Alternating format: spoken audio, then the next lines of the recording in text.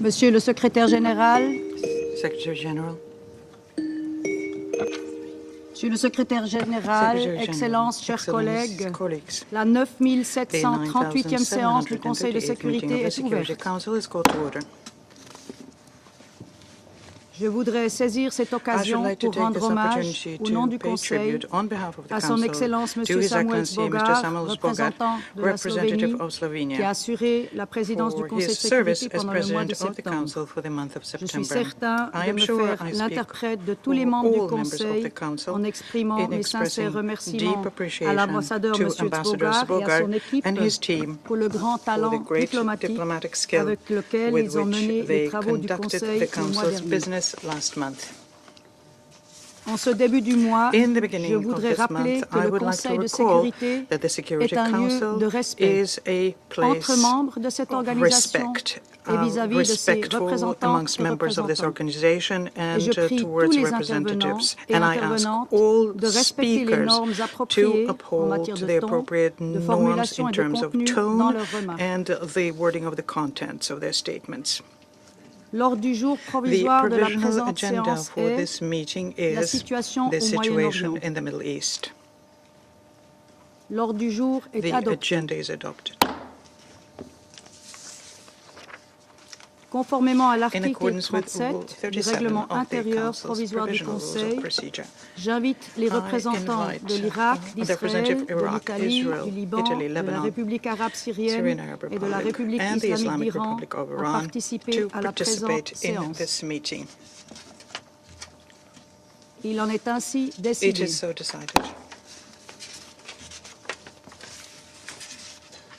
Le Conseil de sécurité va maintenant aborder l'examen du point 2 de l'ordre du jour.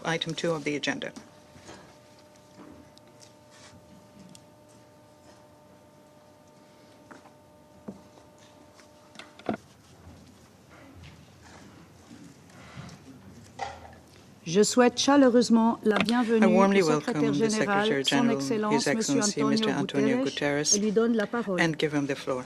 Madam President, Excellencies, the raging fires in the Middle East are fast becoming an inferno.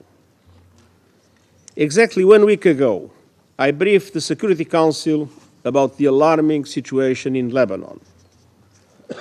Since then, things have gone from bad to much, much worse. As I told the Council last week, the Blue Line has seen tensions for years.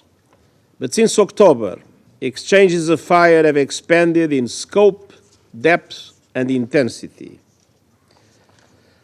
I stated that almost daily exchanges of fire by Hezbollah and other non-state armed groups in Lebanon and the Israel Defense Forces are in repeated violation of Security Council Resolution 1701.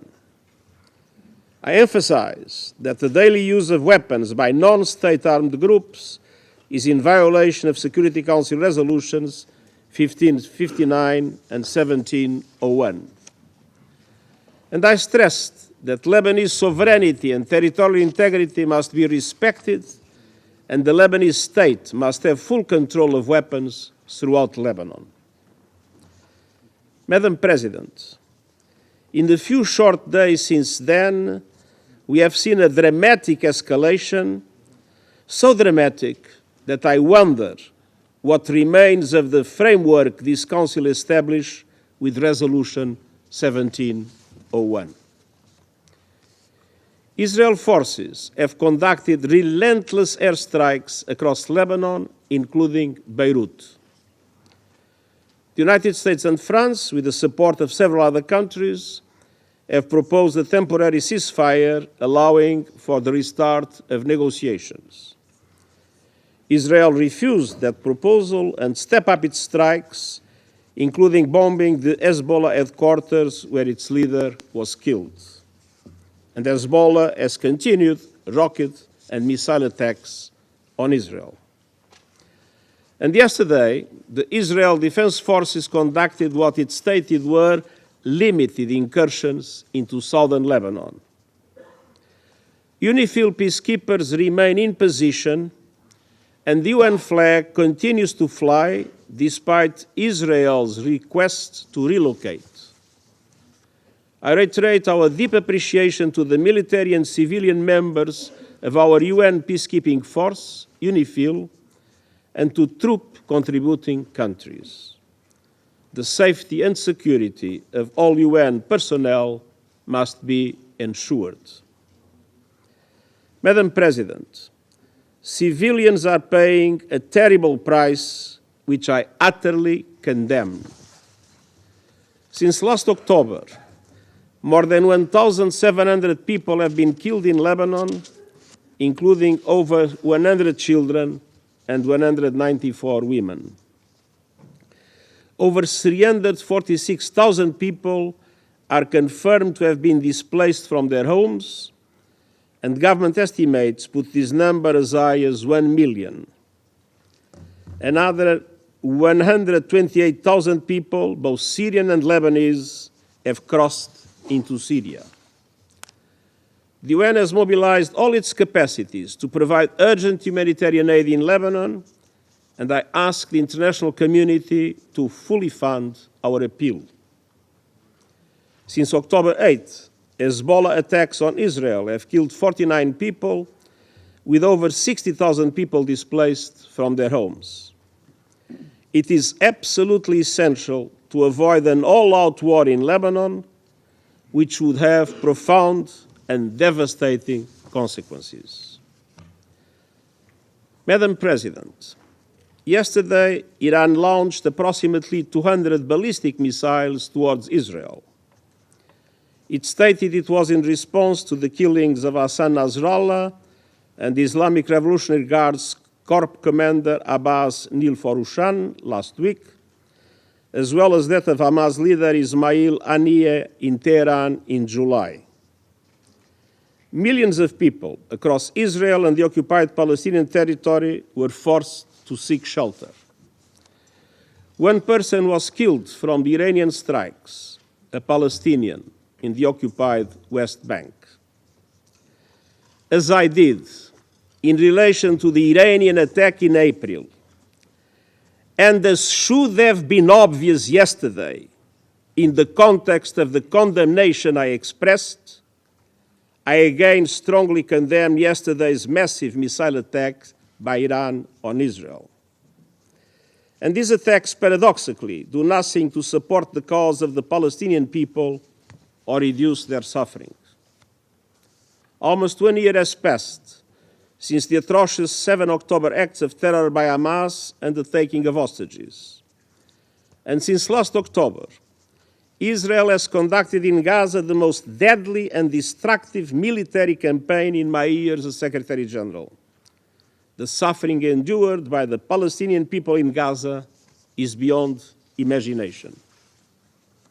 At the same time, the situation in the occupied West Bank, including East Jerusalem, continues to deteriorate with Israeli military operations, construction of settlements, evictions, land grabs, and intensification of settler attacks, progressively undermining any possibility of a two-state solution. And simultaneously, armed Palestinian groups have also used violence. Hamas has continued to launch rockets, and just yesterday, 7 Israelis were killed in a terror attack in Jaffa. Madam President, the events of the past week, the past months, and indeed nearly the past year make it clear. It's high time for an immediate ceasefire in Gaza, with the immediate and unconditional release of all hostages, the effective delivery of humanitarian aid to Palestinians in Gaza, and irreversible progress to a two-state solution. It's high time for a cessation of hostilities in Lebanon, re-election towards full implementation of Security Council resolutions 1559 and 1701, paving the way for diplomatic efforts for sustainable peace. It's high time to stop the sickening cycle of escalation after escalation that is leading the people of the Middle East straight over the cliff. Each escalation has served as a pretext for the next.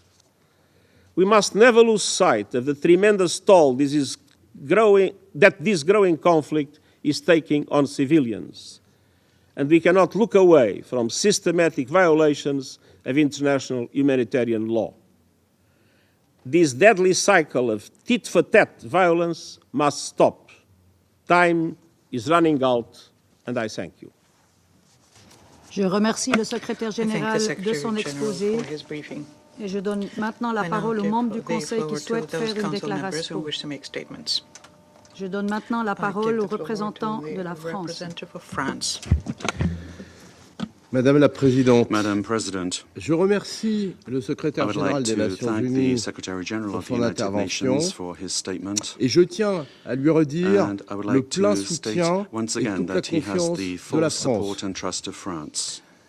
La France condamne les attaques par France missiles condemns balistiques the perpétrées hier ballistic par missile l'Iran attacks contre perpetrated Israël. yesterday by Attachée à Iran la against sécurité Israel. d'Israël, We are attached la to the France a security of mobilisé Israel, ses and moyens France has militaires mobilized au its military Moyen-Orient means in the pour Middle parer East la menace in order to iranienne. fend off the Iranian Nous threat. appelons l'Iran We à call upon s'abstenir Iran to de toute abstain action from any susceptible action de conduire that could à une lead to déstabilisation additional supplémentaire destabilization et à un embrasement and régional. a regional Nous conflagration. condamnons aussi We l'attaque also terroriste condemn qui a the visé les terrorist civils à Jaffa. attack that targeted La civilians France in Jaffa. rappelle la France nécessité would recall de the mettre need fin to put an à end l'escalade militaire dans la to military région escalation qui in ne the fait region, qu'aggraver which is only l'instabilité worsening et accroître instability and l'insécurité increasing et dont les insecurity. populations civiles And sont the les civilian premières victimes. populations are the first victims of this. Au Liban, la situation In est Lebanon, grave. the situation is Les serious. opérations militaires Military s'intensifient. operations are intensifying. L'armée israélienne a The mené des Israeli army incursions carried terrestres out sur le territoire land libanais incursions on en Lebanese violation territory de la in souveraineté violation libanaise of Lebanese sovereignty. et le Hezbollah poursuit And ses attaques Hezbollah contre is Israël. pursuing its attacks against Israel. Comme l'a rappelé le ministre de l'Europe et As des Affaires recalled by the étrangères, Minister for Jean-Noël Europe Barrot, lors and de sa Foreign Affairs visite à of France, Beyrouth le 30 Jean-Noël Barrot, septembre,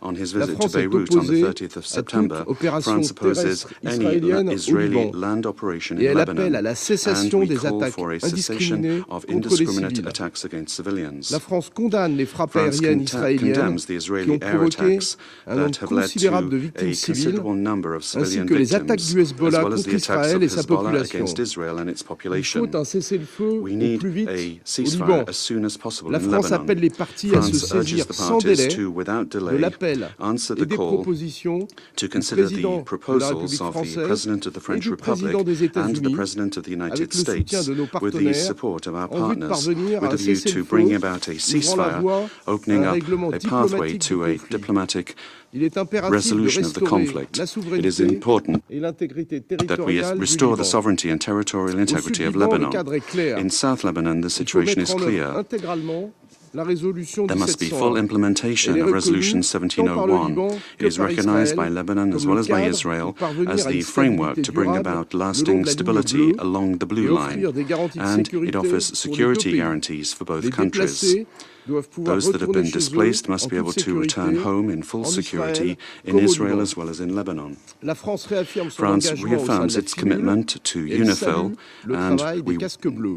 salute the work Avec of the près de blue helmets of the 700 force. soldats, With la France y prend around toute sa 700 part. soldiers, Il faut France que is toutes les doing its parties au part. conflit All the garantissent parties la to the protection conflict des must casques guarantee bleus, the c'est une protection of the obligation blue qui s'impose helmets. à elles. That is an La obligation France incumbent rappelle upon également la them. nécessité France d'un also recalls the cessez-le-feu need for an immédiat et immediate durable à Gaza, ceasefire and lasting permettant un ceasefire accès in Gaza, humanitaire complet à la making it possible population, for la there to be libération complete immédiate de tous les humanitarian otages access et to la the reprise civilian des population, négociations the en immediate vue de release of mettre en all œuvre de hostages, façon and a effective la resumption of solution à deux États. negotiations in order to effectively Madame la implement the Présidente, two-state les civils solution. doivent toujours Madam et President, partout civilians must always être and protégés. everywhere be protected. La France rappelle France would l'impératif de recall respect du the droit international imperative of humanitaire. respect for international Il est humanitarian temps que le law. Conseil de It is high sécurité time fasse for the preuve Security d'unité Council to show et puisse d'une unity seule voix and to speak with one demander de voice, travailler à la désescalade dans la région. demanding La that we France work poursuit towards ses de-escalation efforts en in the ce region. sens, en lien France is avec ses pursuing its partenaires. efforts Je vous in this remercie. regard with our partners. I Je thank you. remercie le représentant de la France et je donne maintenant la parole à la représentante du Royaume-Uni. Thank you, President. And let me start by thanking the Secretary-General for his briefing and reiterate our full and unequivocal support to him and to the UN as they seek to address this crisis. The events this week are gravely concerning. Yesterday, the Iranian regime launched over 200 ballistic missiles at Israel. we categorically condemn this act of aggression, which escalates an already dangerous situation. As my Prime Minister said yesterday, Israel has our full support in exercising its right to defend itself against Iranian aggression. President, we are deeply concerned about the prospect of further escalation in Lebanon and across the region. We have been clear. All our efforts now must be on stopping this cycle of violence. Iran and its allies across the region must exercise restraint and step away from the brink. We've been clear. My Foreign Secretary has consistently called for a ceasefire in Lebanon by Lebanese Hezbollah and Israel, and the implementation of a political plan in line with UNSCR 1701. We have been clear. In Gaza, we need an immediate ceasefire and the release of the hostages. My Foreign Secretary has urged both Israel and Hamas to agree the ceasefire deal on the table, to choose peace and bring this chaos to an end. Peace, not war, is the courageous option. It is also the best option to secure stability and security for Israelis, Palestinians, Lebanese, and the wider region. President, my Prime Minister has been working urgently to gather support for a political solution to this crisis. Only a ceasefire in Lebanon and Gaza would create the space to agree a political plan consistent with UNSCR 1701 that allows for the sustainable return of displaced Israeli and Lebanese civilians to their homes. Innocent civilians in Israel and in Lebanon have been displaced from their homes for too long already.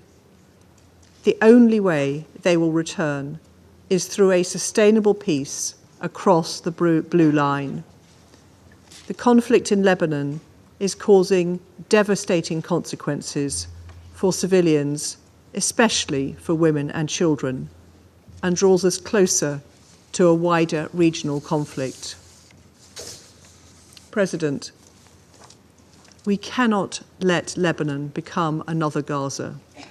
With mounting civilian casualties and hundreds of thousands of displaced people, all parties must do everything possible to protect civilians and fully respect international humanitarian law. A widening of the conflict is in no one's interest. The actions taken now will impact a generation.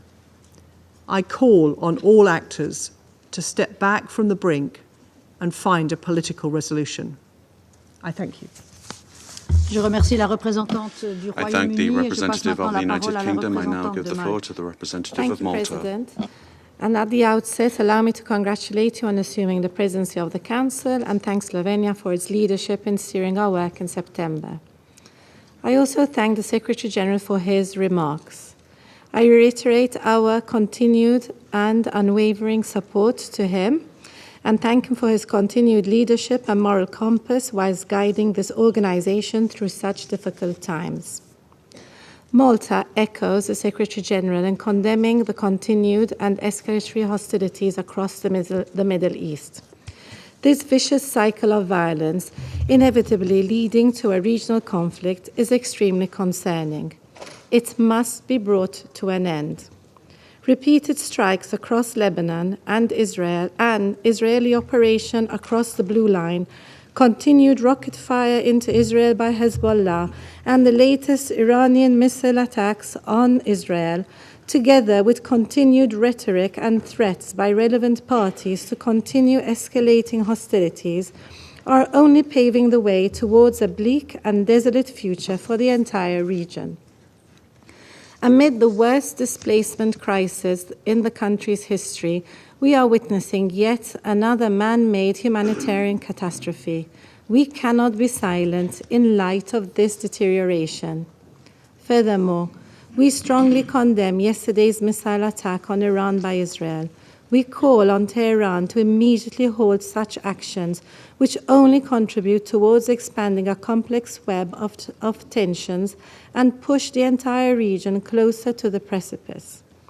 We also condemn the terror attack in Jaffa yesterday, which killed 6 Israeli civilians and wounded 9 others.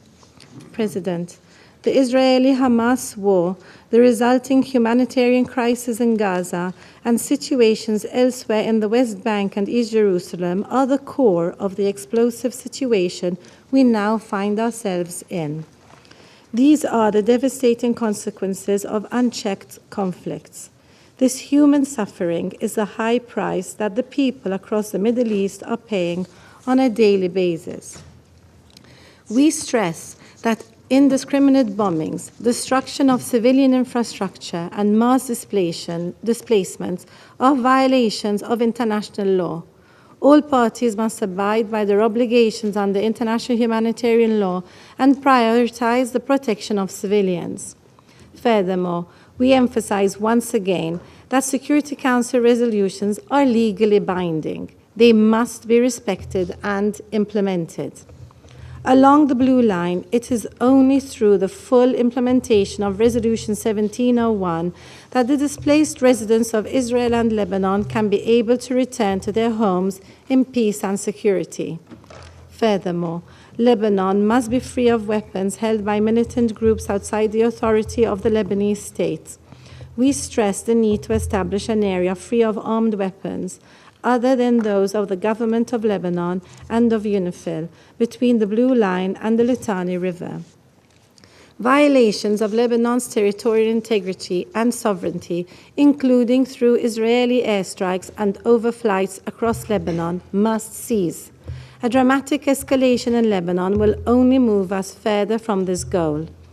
In the current crisis, UNIFIL also assumes a fundamental stabilization role. The safety and security of UN peacekeepers is paramount.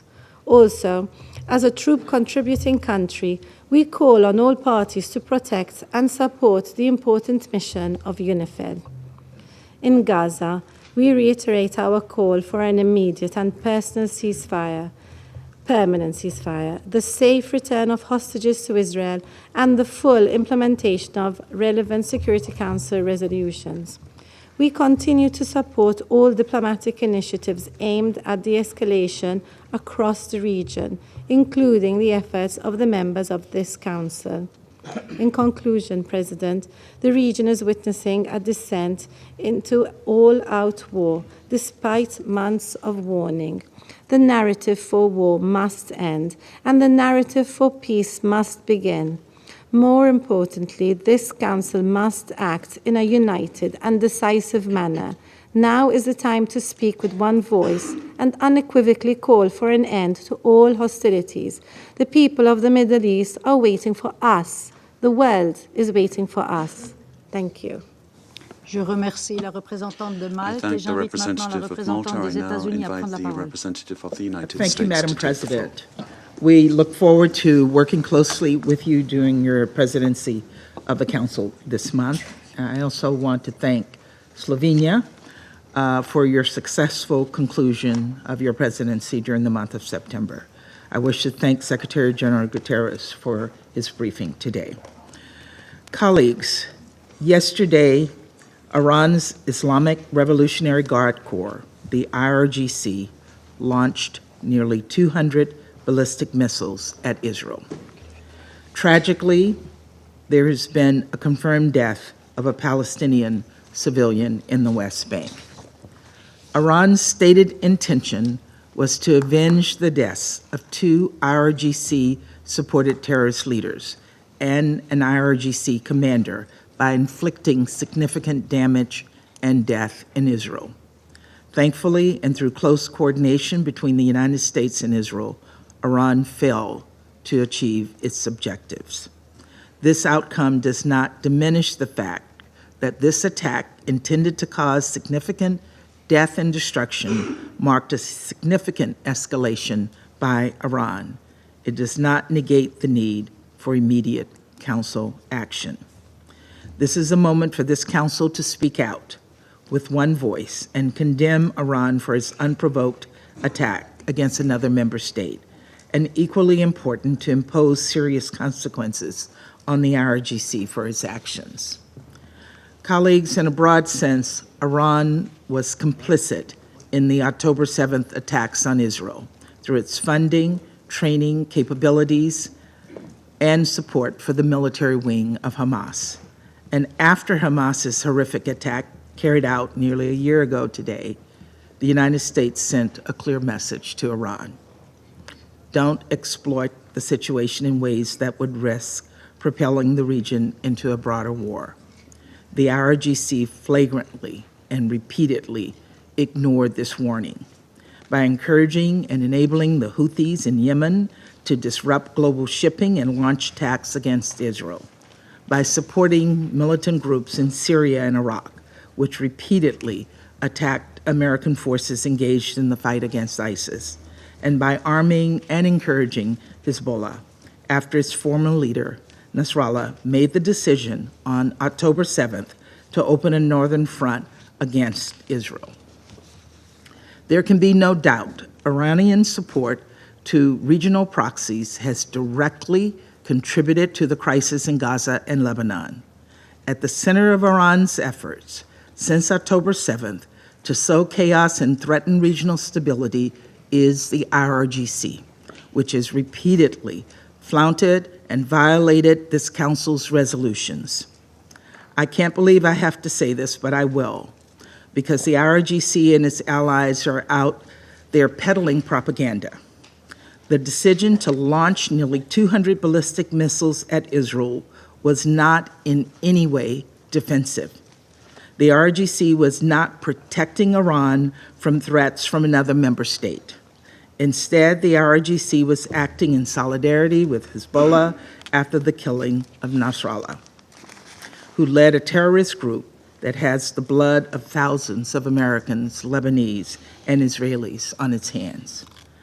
I can think of no starker example of state support of terrorism than launching ballistic missiles to avenge the death of a terrorist leader. It is indefensible and it is unacceptable. And we have a collective responsibility as members of the Security Council to impose additional sanctions on the IRGC for supporting terrorism and for flaunting so many of this Council's resolutions. If this Council sits on its hands, what message will that send?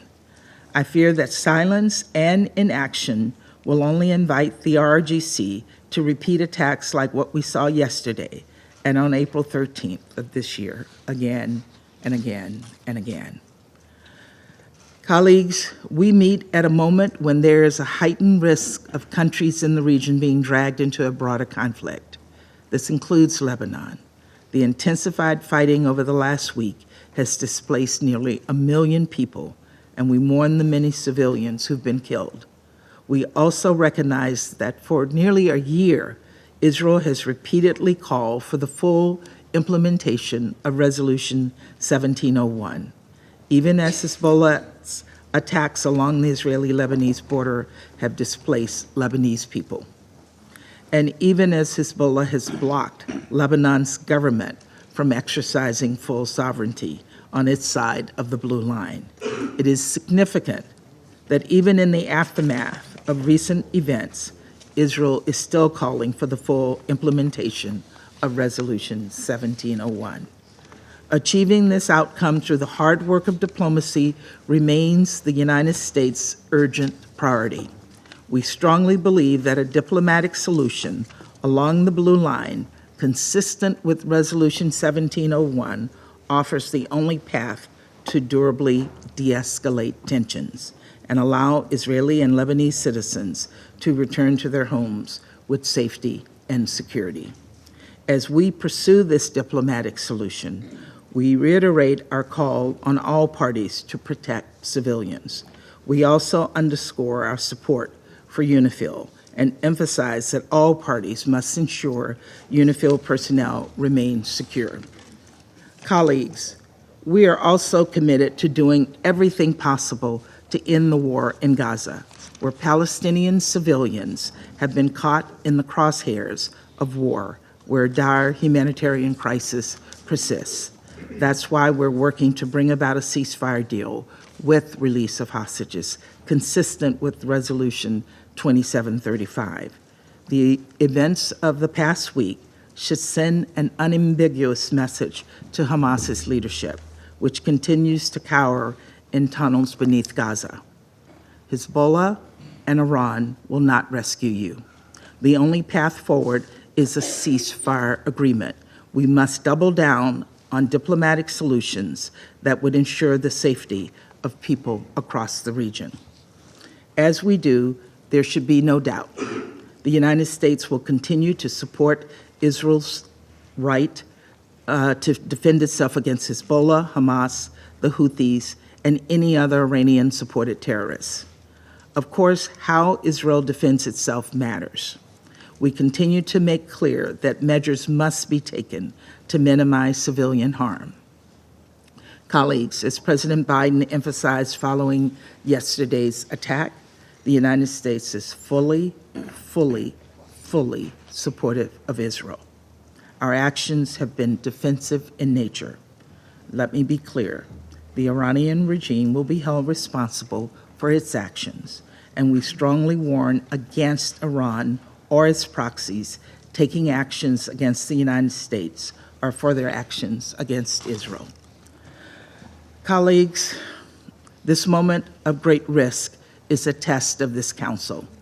It is imperative that we unequivocally condemn Iran's attack and demand that it cease its support for terrorism in the region.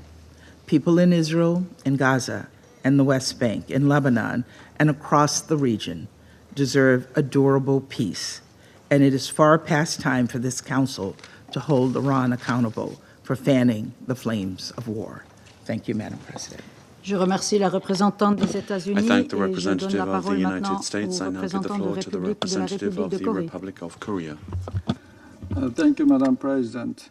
I would like to thank Slovenia for their able leadership as President of the Council during the month of September. Let me also take this opportunity to congratulate you, Madam President, for assuming the presidency for October. I express my deep gratitude to the Secretary General for his briefing today and his tireless efforts for peace in the Middle East. This is a moment of reckoning for the Security Council. Resolution 1701 has been violated by all parties on the ground. A broader regional war with the potential to devastate not just Lebanon and the region, but far beyond, is dangerously knocking on our door. Our repeated calls for urgent restraint have been ignored. Both the regional stability and the credibility of this Council are now in jeopardy. Let there be no misunderstanding. It was Hamas' brutal attacks in broad daylight that set this escalation in motion. However, neither October 7th nor the ensuing response give any actor the right to violate the international norms and institutions that the United Nations and the global community have built over decades, including international humanitarian law, Security Council resolutions, and the sovereignty and territorial integrity stipulated under the UN Charter. The Security Council, which bears the primary responsibility for maintaining international peace and security, must unite and act. This is not like any other situation. This conflict has the potential to broaden and deepen, involving many countries, without clear limitations in geography, and with far-reaching implications on international politics, economics, and even humanity as a whole. This demands more than passive condemnation. The Security Council must do something significant now to prevent the situation from plunging deeper into the abyss. The very raison d'etre of the Security Council is at stake here. Indeed, now is the time for the Security Council to draw a firm line in the sand. No actor should be given a green light of impunity or a blank check to operate far beyond the rule of law. We cannot afford to be paralyzed by frustration or helplessness. Colleagues, let me conclude by fully echoing the statement made by the Secretary General yesterday. And I quote, "I condemn the broadening of the Middle East conflict with escalation after escalation. This must stop. We absolutely need a ceasefire," unquote. I thank you. Je remercie le représentant de la I thank République de the Corée et representative of the j'invite la Republic of représentante de Korea, Slovénie and I now invite the Thank representative you, Madam of Slovenia President. to take the First, floor. allow me, on behalf of Ambassador Boger and our entire team, to thank you sincerely and other members for your kind words, and also to wish to congratulate you and your team for assuming the presidency of the Council for October. Wish you all the best. We thank the Secretary General for his briefing. Madam President, in the last 2 weeks, we have met several times to discuss the situation in the Middle East. It has become increasingly clear that the current escalation is gaining its own, even more dangerous momentum. The actions and reactions of actors involved are dragging the region further away from peace and closer to an all-out war. No single party can absolve itself of blame for the chaos that is unfolding. This has become a crisis of retaliation and vengeance, where each strike fuels the next. Let me be clear, the region needs full and immediate de-escalation. For this to happen, a ceasefire on all fronts is urgent. We condemn the recent escalation in the Middle East. This includes Iranian attack on Israel. It includes Israeli attacks on Lebanon and the escalation between Hezbollah and Israel. We call on Israel to revoke the ground operation in southern Lebanon. It also includes continuous Israeli military operation in Gaza, and it includes yesterday's terror attack in Jaffa. We see deeply troublesome parallels. Escalation from any side only leads to further violence, not security or peace. We want to underline more violence cannot bring more stability and security in the region or beyond.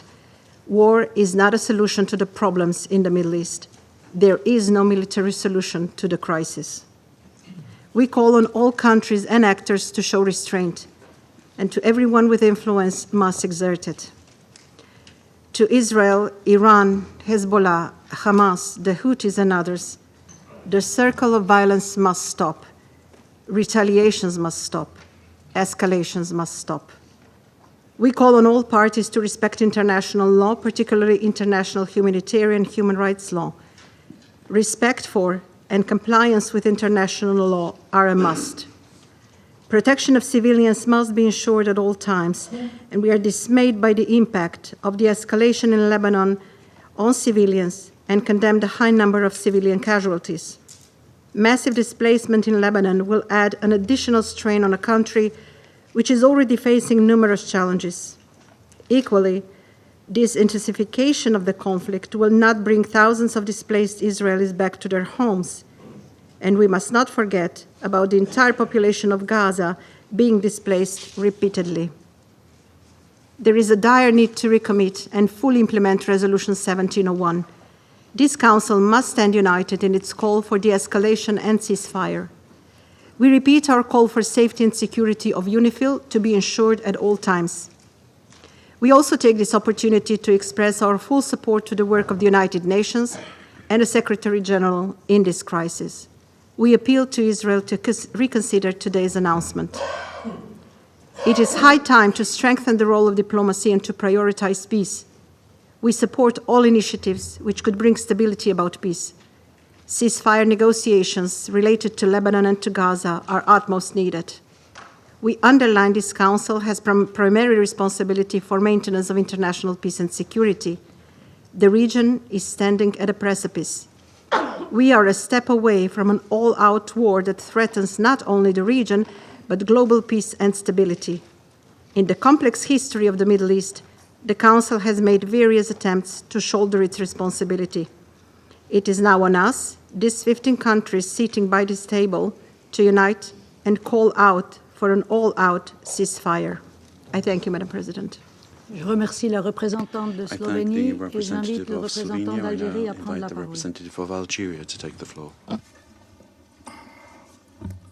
Madam President, I would like to commend Slovenia for their remarkable presidency of the Council during last month. And I also congratulate Switzerland for assuming the presidency for this month and assure them of Algeria's full support. I extend my sincere gratitude to Mr. Antonio Guterres for his comprehensive briefing. And I express Algeria's full solidarity, admiration, and support for the Secretary General following the incredible decision of the Israeli occupying authorities to declare him persona non grata.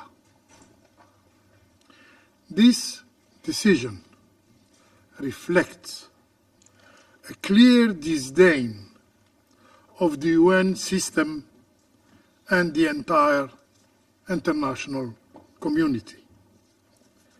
For the Israeli authorities, no narrative, no truth exists except their own.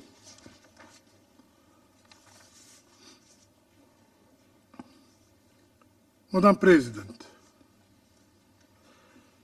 this meeting marks the third time in a single week that we have heard from the Secretary General regarding the Middle East.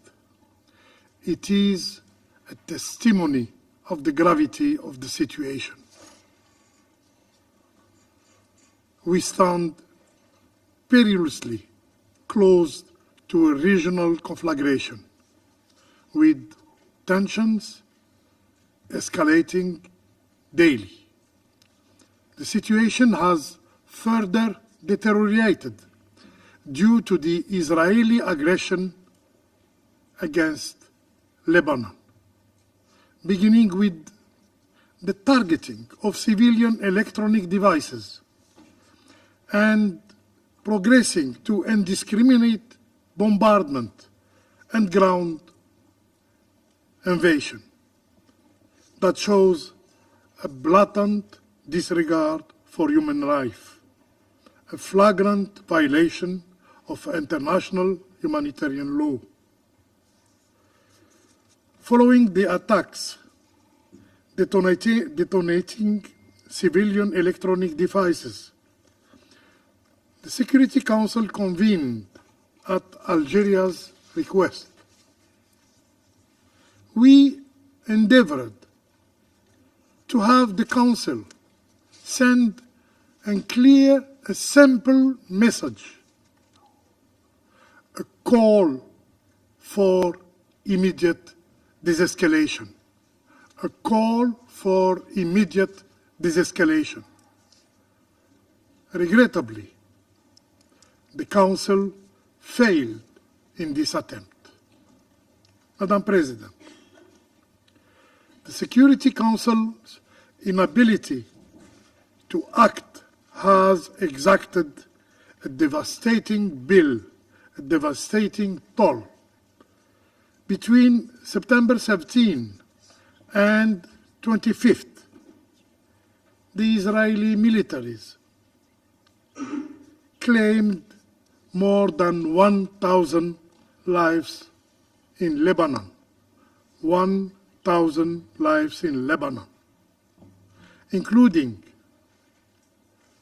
87 children and 156 women, while displacing 1 million of Lebanese in the country's largest exodus. Our inaction has effectively granted Israel under the right of self-defense principle. Our inaction has effectively granted Israel carte blanche to continue its rampage in Gaza, in West Bank, carte blanche to escalate against Lebanon and pursue the bloody agenda of death and destruction. Now we hear the new rhetorics of desescalation through escalation. Strange. This is a dangerous fallacy. Escalation inevitably breeds further escalation for years to come. This surge in violence has derailed efforts to implement Resolution 2735 and has severely compromised any prospect for calm in Lebanon and the wider region. The Security Council must act with greater resolve to be relevant, simply to be credible. As the highest authority responsible for maintaining international peace and security, it is unacceptable for its decision, including Resolution 2735, to be blatantly disregarded. Israel is not above the law, and we must hold it accountable. We need solutions, tangible, enforceable solutions. No more rhetorics that serves no one. Madam President,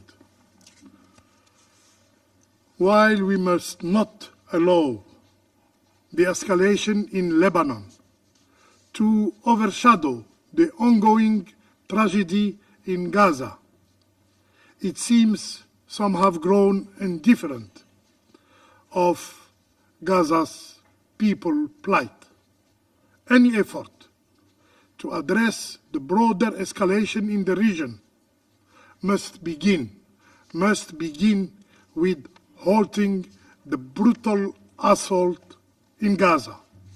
I repeat, any effort to address the broader escalation in the region must begin with halting the brutal assault in Gaza.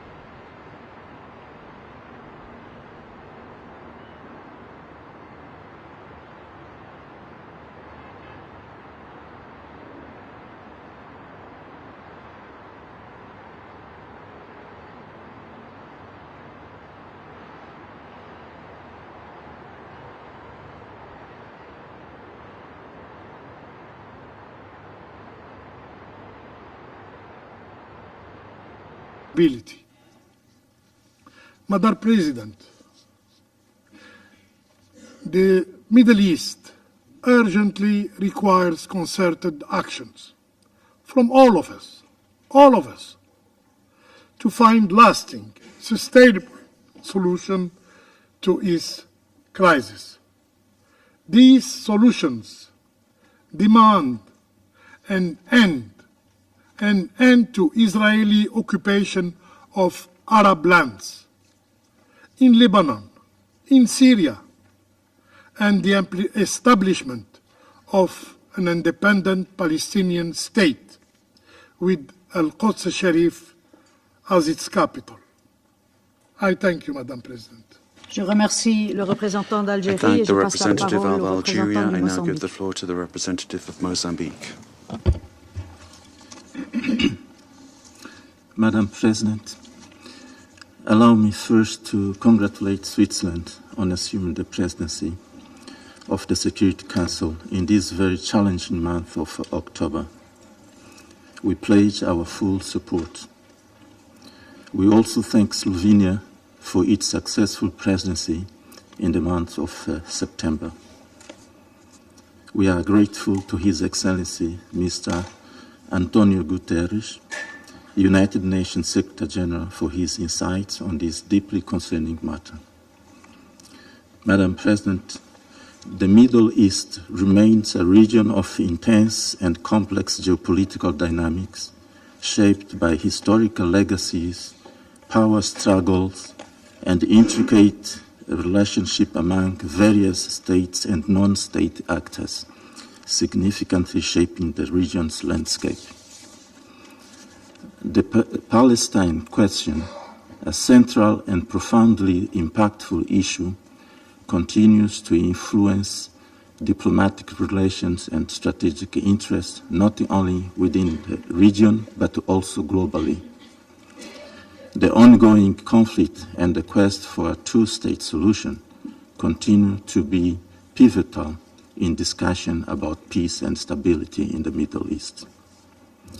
Amidst the ongoing Israel strikes in Gaza, Beirut, and beyond, Iran has recently launched ballistic missiles into Israel, marking a sharp escalation in regional tensions. This action is reportedly in retaliation for the recent killing of Hezbollah and Hamas leaders by Israel airstrikes. These military acts further exacerbate the prevailing regional tensions and may indeed trigger more conflicts involving other countries with potentially unthinkable implications. In this context, we recall that during the 79th General Assembly debate, world leaders expressed deep concern over the escalating conflict in Gaza and its potential spillover to Lebanon. Both the UN Secretary General and the President of the General Assembly urged Israel to cease hostilities and pursue a diplomatic resolution to prevent Lebanon from becoming another conflict zone like Gaza. Madam President, precisely 6 months ago in this chamber, we raised serious concerns that ongoing retaliatory attacks between Israel and Iran could significantly escalate regional tensions and potentially lead to a full-blown conflict between Israel and Iran. Regrettably, this is now fast becoming a sad reality. These retaliatory attacks are shaping the foreign policies and security strategies of regional states and their external allies. While recognizing the right of states to self-defense as enshrined in the UN Charter, we express our deep concern on the recent Iranian strikes. In light of the prevailing situation, it is imperative that all parties involved, including Israel and Iran, strictly adhere to international legal norms to prevent further military confrontation and maintain regional stability. All involved parties need to exercise restraint and approach the situation with wisdom and prudence. The Council must continue to closely monitor the situation and take appropriate action to deter additional threats while safeguarding international peace and security. Furthermore, the Council must actively engage all concerned parties to prevent any miscalculations that could lead to broader conflict in an already volatile region. Such escalation would have devastating consequences for civilians who are already suffering in the occupied Palestinian territory, in Syria, in Lebanon, in Israel, and the broader Middle East. Indeed, we should not forget the human cost of this deepening conflict. The prevailing situation is a matter of great concern and demands our profound reflection and immediate action, as it represents one of the most severe humanitarian crises of our time. With each escalation, the conflict generates more casualties, displacement, and destruction of infrastructure, exacerbating the unimaginable human tragedy in the war conflict zones. Seeking a sustainable solution in the Middle East region is of paramount importance. Stability in the Middle East is vital for the security and development of all the states in the region, including Iran and Israel. We therefore reiterate our consistent appeal to the Council members to redouble their efforts and influence towards this noble goal in full compliance with all relevant international norms, including resolution, decisions, and other instruments of the United Nations. Let us strive for peace, understanding, and cooperation in the Middle East, mindful of the fact that acknowledging the legitimate concerns of all involved parties is a crucial step towards fostering stability, harmony in diversity. I thank you, Madam President. Je remercie le représentant du Mozambique et je donne la parole à la représentante du Guyana. Thank you, Madam President, and allow me to congratulate Switzerland on the assumption of the presidency and to thank Slovenia for their successful presidency. I also thank Secretary General for his sobering briefing on the urgent and rapidly deteriorating situation in the Middle East, including Lebanon, and express Guyana's full support to him, including for his untiring efforts. Madam President, the situation in the Middle East is barreling towards a greater catastrophe. Israel continues to expand its military operations to Lebanon while continuing its intense offensive in Gaza. And we are now witnessing a dangerous escalation of attacks between Israel and Iran. Amidst the deadly tit-for-tat, tensions continue to ratchet up on multiple fronts, and the entire region ticks as a virtual time bomb before our very eyes. Guyana urges all parties to step back and to immediately end all hostilities. This Council must act as one, on the side of peace and respect for international law and the United Nations Charter. We must work to de-escalate the situation, and civilians must be protected on all fronts at all times.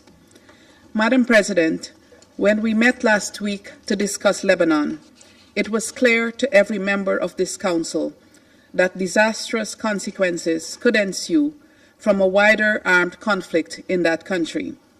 Today, we are meeting amidst reports of ground incursions by Israel into the sovereign territory of Lebanon in violation of the UN Charter and Resolution 1701, and following aerial bombardments from southern Lebanon to the heart of Beirut, resulting in more than 1,000 deaths in the past 2 weeks alone, not to mention the thousands injured and displaced. Guyana calls on Israel to uphold their obligations under the UN Charter and the wider body of international law, including international humanitarian law. Madam President, the people of Lebanon should be spared from the throes of a war neither of their making nor choosing, even as the country continues to grapple with difficult economic and political circumstances. This Council must act in the interest of international peace and security to prevent further tragedy in Lebanon, Gaza, and throughout the Middle East. Allow me to conclude with 3 urgent appeals. First, Guyana reiterates its call to all parties to immediately cease the hostilities and to abide by their obligations under international humanitarian law, in particular, the protection of civilians. We must intensify our efforts for a ceasefire in Gaza, in Lebanon, and every other front of operations. This Council must use all of its available tools to contribute to a diplomatic solution and to the full implementation of Resolution 1701, which provides a clear path for resolving this conflict in a manner that ensures that peace and security can be enjoyed by the people of both Lebanon and Israel. Second, we appeal to all parties to guarantee the safety and security of all UN and humanitarian personnel, including those attached to UNIFIL. As is the case with all UN personnel, UNIFIL has operated under extremely difficult circumstances over the past year and is undoubtedly being placed in a position of much greater risk as hostilities heightened in their area of operations. We must work to ensure that conditions remain conducive for the exercise by UNIFIL of its important mandate. Third, Guyana appeals for a renewed investment in peace over aggression.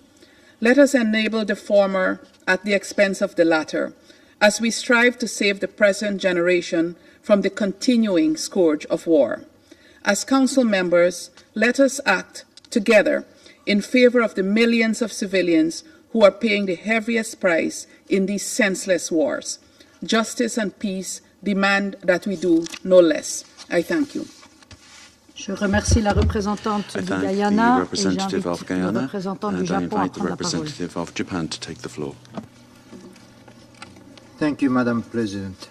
First of all, let me express our gratitude to Slovenia for their successful presidency in September, and congratulate Madam President on your assumption of the presidency for October, and we express our full support to your presidency. I also would like to thank Secretary General for his sobering and important briefing today. Since last October, the world has witnessed an unconscionable spiral of violence in Gaza, the West Bank, Lebanon, Yemen, Syria, and beyond. The recent developments in Lebanon are particularly worrying. We are seriously concerned about the ground operation conducted by Israel Defense Forces in Lebanon. We cannot tolerate any further escalation. In this vein, Japan once again calls for an immediate ceasefire between Israel and Hezbollah. All parties need to demonstrate their recommitment to the full implementation of relevant UN Security Council resolutions, including Resolution 1701.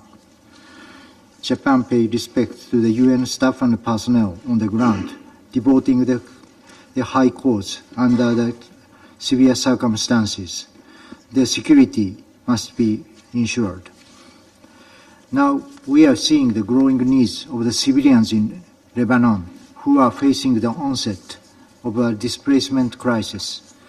Thus, Japan reiterates its call on all parties to immediately take all measures to prevent any further civilian casualties and adhere to international law, including international humanitarian law, to prioritize the protection of civilians and ensure humanitarian access. Madam President, the escalation in Lebanon will drag the Middle East into a wider conflict, as was seen yesterday. Japan is deeply concerned about the attacks conducted by Iran using ballistic missiles against Israel. These attacks further deteriorate the current situation in the Middle East. We strongly condemn such an escalation. Secretary General issued a statement that condemned the broadening of the Middle East conflict, and we reiterate his call for an immediate ceasefire. In April, when this council was convened following Iran's large-scale attack against Israel, many of us stand that it constitutes an unprecedented development. However, we have seen what was unprecedented occurring twice within the last 6 months. This clearly shows the Middle East is following a dangerous path that could lead to a catastrophe. We must not let this happen. In this regard, Japan amplified our call to all parties to exercise maximum restraint, work towards de-escalation,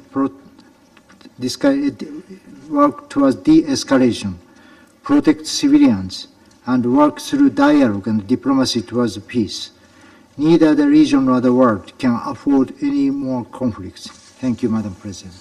Je remercie le représentant du Japon et j'invite le représentant de la Fédération de Russie à prendre la parole. Госпожа председатель, Madam President, хотим поздравить Словению с завершением председательства в Совете в сентябре, объективно непростом месяце для любого председательства. И поздравить Швейцарию с вступлением в должность председателя Совета. Благодарим генерального секретаря за его оценки ситуации на Ближнем Востоке, резко обострившейся на фоне беспрецедентного витка эскалации насилия в Ливане и расширения географии конфронтации на соседей по региону. Приняли также во внимание позиции Израиля и Ирана, изложенные в распространенных накануне письмах. К сожалению, ближневосточный регион буквально на наших глазах скатывается к пучину новой большой войны, а Совет Безопасности лишь беспомощно наблюдает за этим. Израильская бесчеловечная военная операция в Газе продолжается, несмотря на требования подавляющей части международного сообщества ее остановить. Раскручивание спирали насилия предсказуемо привело к обострению ситуации в ливано-израильском приграничье,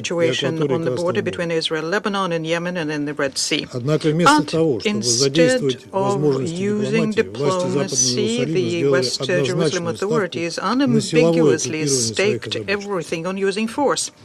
А их американские подельники во всем им подыгрывают, парализуя работу Совета Безопасности. В итоге новой жертвой израильской военной машины стал Ливан. После интенсивных обстрелов ливанских городов южный сосед приступил к наземной операции в этой стране. Кроме того, после серии политических ликвидаций, включая убийство главы спецсовета Хамас Ханини, генерального секретаря Хизбаллы Насраллы и ряда других лидеров Hezbollah, Nasrallah, and other leaders of resistant movements, Iran came into the confrontation. Iran, who for 2 whole months had been showing exceptional, under the circumstances, restraint. Из выступлений наших западных коллег складывается впечатление, что единственная проблема, которая стоит перед Советом сегодня, это ответ на ракетный удар Ирана. Сложно представить, на какую роль в дипломатическом процессе с подобной оценкой ситуации можно рассчитывать. Как будто все это случилось в вакууме. Как будто ничего не происходит и не происходило в Ливане, Газе, Сирии, Йемене, что и привело к новому, But it did happen, and it led to a new, very dangerous spiral of a widening Middle East conflict. Russia resolutely condemns the attack on Lebanon and calls on Israeli authorities to immediately stop using force and withdraw their troops from the Lebanese territory. There is no justification for fresh civilian victims amongst the civilians, and their number is already in the thousands. We express our solidarity with the leadership and the people of the friendly country of Lebanon who are undergoing an armed aggression, and we will send out heartfelt condolences to the families of those who died. We demand a full comprehensive implementation of Resolution 1701. It contains the obligations on Israel to end on their offensive military operations, to withdraw their military from southern Lebanon and end the occupation of Lebanese territories, as well as the obligations on Hezbollah to withdraw the units north of the Litani River. The Israeli side has to ensure rigorously the safety of the interim forces in Lebanon, who are undergoing unpredictable risks because of the Israeli incursion. We'd like to recall that the threats to the health and life of blue helmets could amount to a war crime. We also decisively condemn the killing of Nasrallah. We reject the fact that in order to eliminate him, a residential quarter in Lebanon's capital had 80 bombs weighing 1 ton dropped on it. As a result, 6 high-rise buildings were destroyed. How can you call this a discriminatory selective action here? This political elimination is fraught with catastrophic consequences for Lebanon and the Middle East as a whole. Western Jerusalem, I'm sure, understood that, but they intentionally decided to go ahead and do this. And this means that the Israeli side shoulders the full responsibility for the subsequent escalation and its consequences, including the consequences for the people of Israel. Within the framework of its mandate to maintain international peace and security, the Security Council has to make Israel immediately end the hostilities. And we all have the duty to make every effort to create the conditions for the political and diplomatic settlement. In this context, we note the signals sent by Tehran that do not wish to see a further spiral of confrontation. Madam President, the Security Council in the recent days is being frequently and seemingly correctly criticized because of its inability to end violence in the area of Israeli-Palestinian conflict. At the same time, those who follow our work knows very well that 14 out of 15 members of the Security Council would have undertaken the measures to compel parties to peace, would have saved this way the lives of thousands innocent women, children, and the elderly. And Israel would not have been able to act as brazenly and with such disregard to international law if they didn't feel themselves under an unequivocal and all-around protection by the United States. For their ally, the Middle East, Washington has already used the veto on the Security Council 5, and since the beginning of June has intentionally been trying to pull the wool over our eyes, advertising their so-called Biden plan and its quiet diplomacy to arrive at a deal between Hamas and Israel. To be perfectly honest with you, we are left with the impression by all of this that these mediated negotiations are something that Washington is conducting with itself.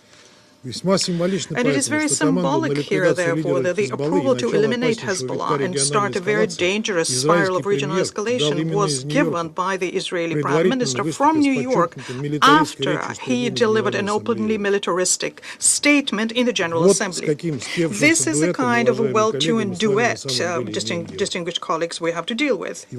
And the question, of course, is not in the moral and political support, but also it has to do with the multi-billion supplies of weapons that Washington continues supplying to Israel, despite the fact that it's used to annihilate 42,000 Palestinians.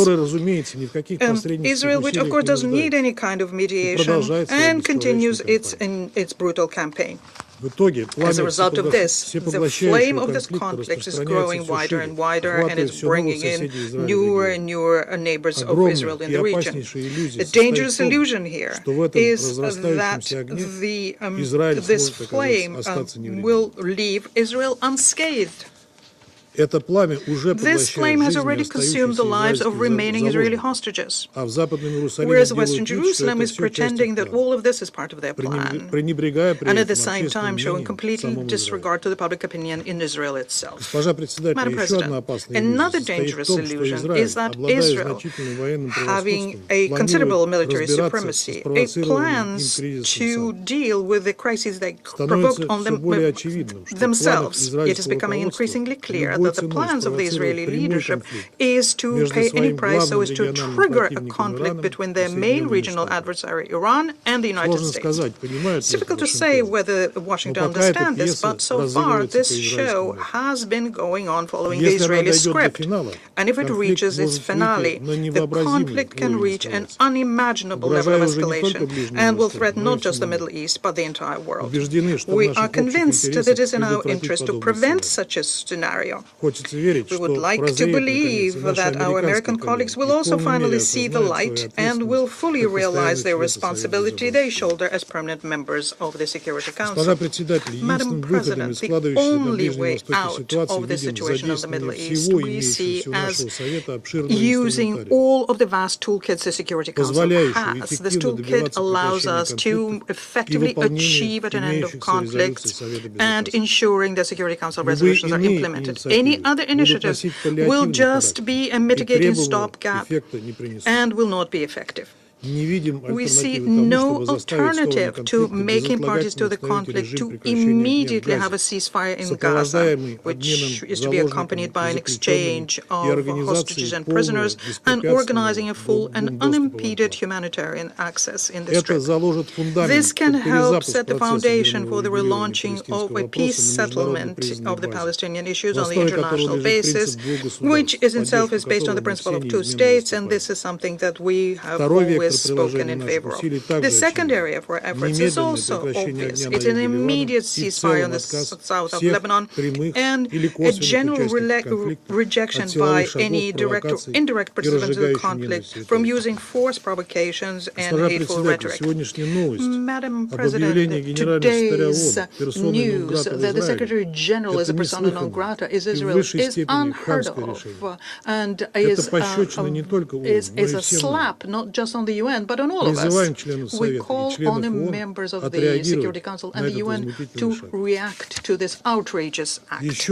And I repeat once again, in order to deal with all of these issues, we at the Security Council have the tools. What it's at issue here is having the political will. We have the will. Do you? We urge you all to answer this question as soon as possible. I thank you. Je remercie le représentant de la Fédération de Russie et je passe la parole au représentant de la Sierra Leone.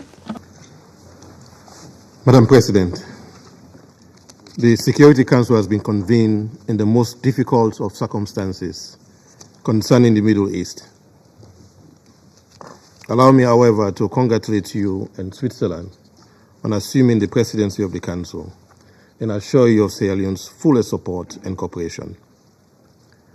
Similarly, we congratulate and commend Slovenia on their efficient and excellent stewardship of the Council in the critical month of September. I also thank His Excellency Antonio Guterres, Secretary General of the United Nations, for his important briefing on a tragically escalating situation. Mr. Secretary General, be assured of Sierra Leone's fullest support, always. Madam President, colleagues, Sierra Leone is gravely concerned about the dangerous cycle of escalation in the Middle East, characterized by spiraling tit-for-tat, ping-pong retaliatory attacks, not in conformity with the United Nations Charter, including the application of its Article 51, that can only lead to a mutually assured destruction if there is no immediate de-escalation. Despite the resonance and resolute call for ceasefire by our leaders in the general debate of the 79th session of the United Nations General Assembly, and repeated calls by members of this Council for ceasefire and restraint, it must be clear to all that we now have a regional conflict with multiple fronts in Gaza and violence in the West Bank, in Lebanon, where its sovereignty and territorial integrity is being violated, retaliatory attacks between Israel and Iran, as well as with the Houthis in Yemen. Since the 7th October 2023 heinous attacks led by Hamas on Israeli civilians, which we have condemned as acts of terror, we are gravely concerned about the escalation of violence that has ensued. In Gaza, the response by Israel has been characterized by collective punishment, widespread bombardment, and alarming disregard for international humanitarian law, leading to immense civilian suffering and the destruction of critical civilian infrastructure. Only hours ago, it has been reported that 50 people were killed in southern Gaza, only a few hours ago. Gaza cannot be forgotten, as the rate and pace of killings have not subsided, with over 41,000 people killed, and the Security Council Resolution 2735 all but forgotten. The protection of civilians must remain our top priority. Sierra Leone is deeply disturbed by reports of disproportionate military responses, the targeting of civilian infrastructure, and the collective punishment of the population in Gaza. We urge all parties to respect the principles of distinction, proportionality, and necessity as enshrined in international humanitarian law. There can be no justification for the deliberate targeting of civilians or the destruction of civilian infrastructure that people rely for their survival. We continue to call for unhindered humanitarian access to Gaza. The blockade and siege has left civilians in desperate need of food, water, medical supplies, and basic services. Humanitarian access, safety, and aid must be allowed to flow to those who are suffering. Madam President, recent events, including strikes in Lebanon, the killing of a Hezbollah leader, and the reported land incursion by Israel, are deeply concerning. These developments have heightened the risk of regional destabilization, and we call on all actors to show restraint, avoid further escalation, and recommit to dialogue and compliance with Security Council Resolution 1701. We urge the parties to comply with their obligations regarding UNIFIL and the protection of UN peacekeepers and UN premises. It is clear that today, Israel and Hezbollah are at war. Sierra Leone has been concerned about the repeated exchanges of fire across the Blue Line since Hezbollah launched rockets into Israel on 8 October 2023, unprovoked. While the exchanges of fire were largely confined to the immediate vicinity of the Blue Line for a short period, we observed the gradual intensification along and increasing well beyond the Blue Line, causing civilian casualties and infrastructure damage, destruction of farmlands, and displacement of tens of thousands of civilians. Members of this council, including Sierra Leone, have been expressing the risk of the danger of miscalculation, a wider and devastating regional conflagration as a consequence of the conflict between Israel and Hamas. Today, Middle East is at war. We note the declaration of Israel to return displaced residents and further declaration of Hezbollah on a ceasefire in Gaza. We express deep concerns over the dangerous rhetoric relating to the achievement of respective military objectives by the conflicting parties. In this regard, Sierra Leone reiterates that military action is not the best course of action to achieve the stated objectives of the parties. Sierra Leone therefore calls on the parties to use diplomatic channels, including the United Nations good offices, to avoid further escalation and risking a war that will include actors outside of the region. This Council must now stand united in calling for full implementation of all relevant Security Council resolutions, including Resolution 1701 and 1559. All sides must agree to a ceasefire as a precursor to the resettlement of displaced residents in the south of Lebanon and in the north of Israel peacefully. Madam President, a letter dated 1st October 2024 from the Permanent Representative of Iran to the United Nations addressed to the President of the Security Council confirms what we all witness as reported by global news media, to the effect that, and I quote, the armed forces of the Islamic Republic of Iran carried out a series of missile attacks against the military and security target of, end of quote, the State of Israel. The leadership of Israel has vowed to further retaliate. Sierra Leone condemns all attacks that violate international law and the UN Charter, including, as aforesaid, the blatant misapplication of Article 51. We join the UN Secretary General in condemning, and I quote, the broadening of the Middle East conflict with escalation after escalation. This must stop.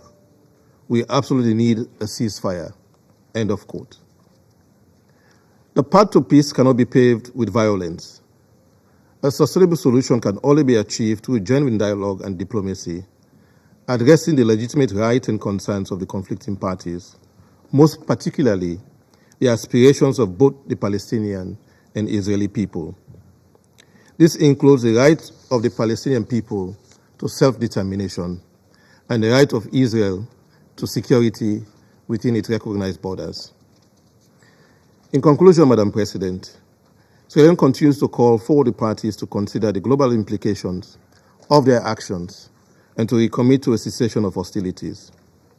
We urge the Security Council, our council, to act decisively to halt the violence, enforce a ceasefire, the release of hostages and prisoners, facilitation of access to humanitarian aid, ensure accountability, and work towards a just and lasting solution that respects the rights of all peoples.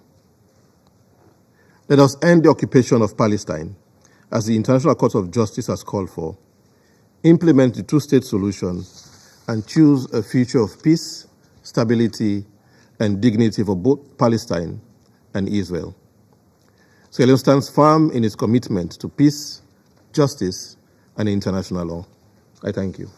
Je remercie le représentant de la Sierra Leone I et thank the j'invite le representative of représentant de Sierra la Leone Chine à and prendre I la invite the parole. representative of China to take the floor.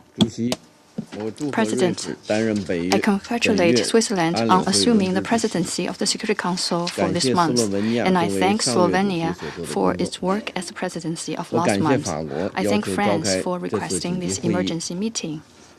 I also thank Secretary General Guterres for his briefing.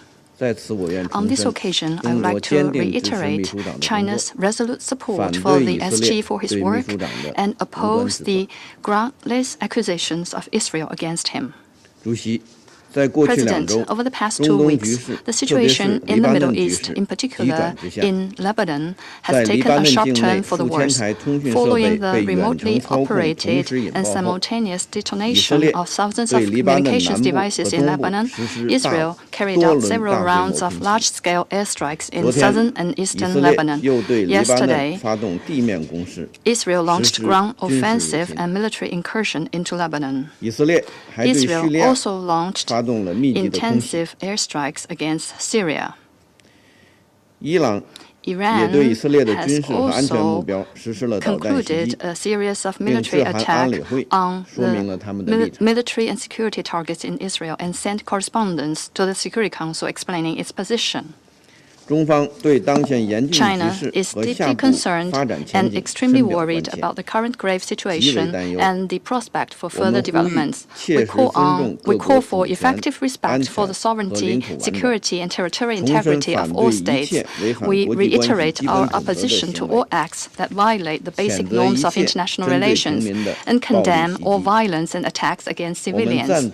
We share the position of the United Nations that any Israeli crossing into Lebanon violates the sovereignty and territorial integrity of Lebanon and contravenes the provisions of the Security Council Resolution 1701. Since last October, the cycle of violent conflict has been repeating itself in the Middle East. Israel, in total disregard for the call of the international community for an immediate ceasefire, single-mindedly advances its military operations, resulting in the projection and expansion of the conflict. At present, an all-out war is on the verge of breaking out. At this critical juncture, any inflammatory statements and provocative actions are extremely dangerous and could easily lead to miscalculations and chain reactions, escalate the situation, or even make it completely out of control. We urge all parties, in particular Israel, to exercise restraint and refrain from any action that could lead to further escalation of the situation.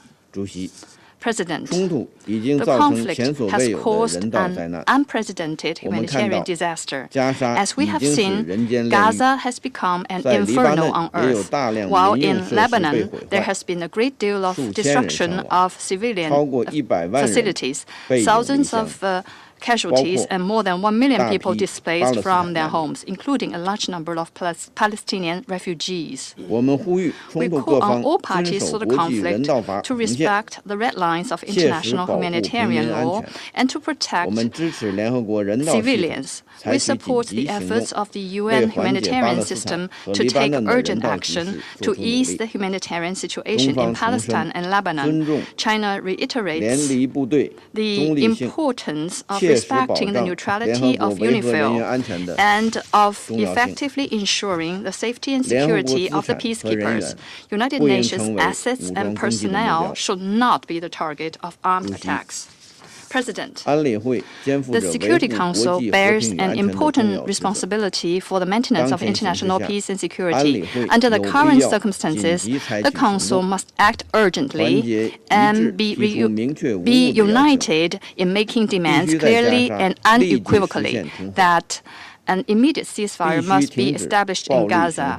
The de-escalation of the violence must be stopped, and the de-escalation of the Lebanese and Israeli situation must be advanced. The cycle of violence must be halted. Every effort must be made to prevent the spread of the fighting, and the parties concerned must be pushed to return to the track of political and diplomatic solutions. Any rhetorics that appease and allow further military adventurism will send out wrong signals and may cause serious consequences.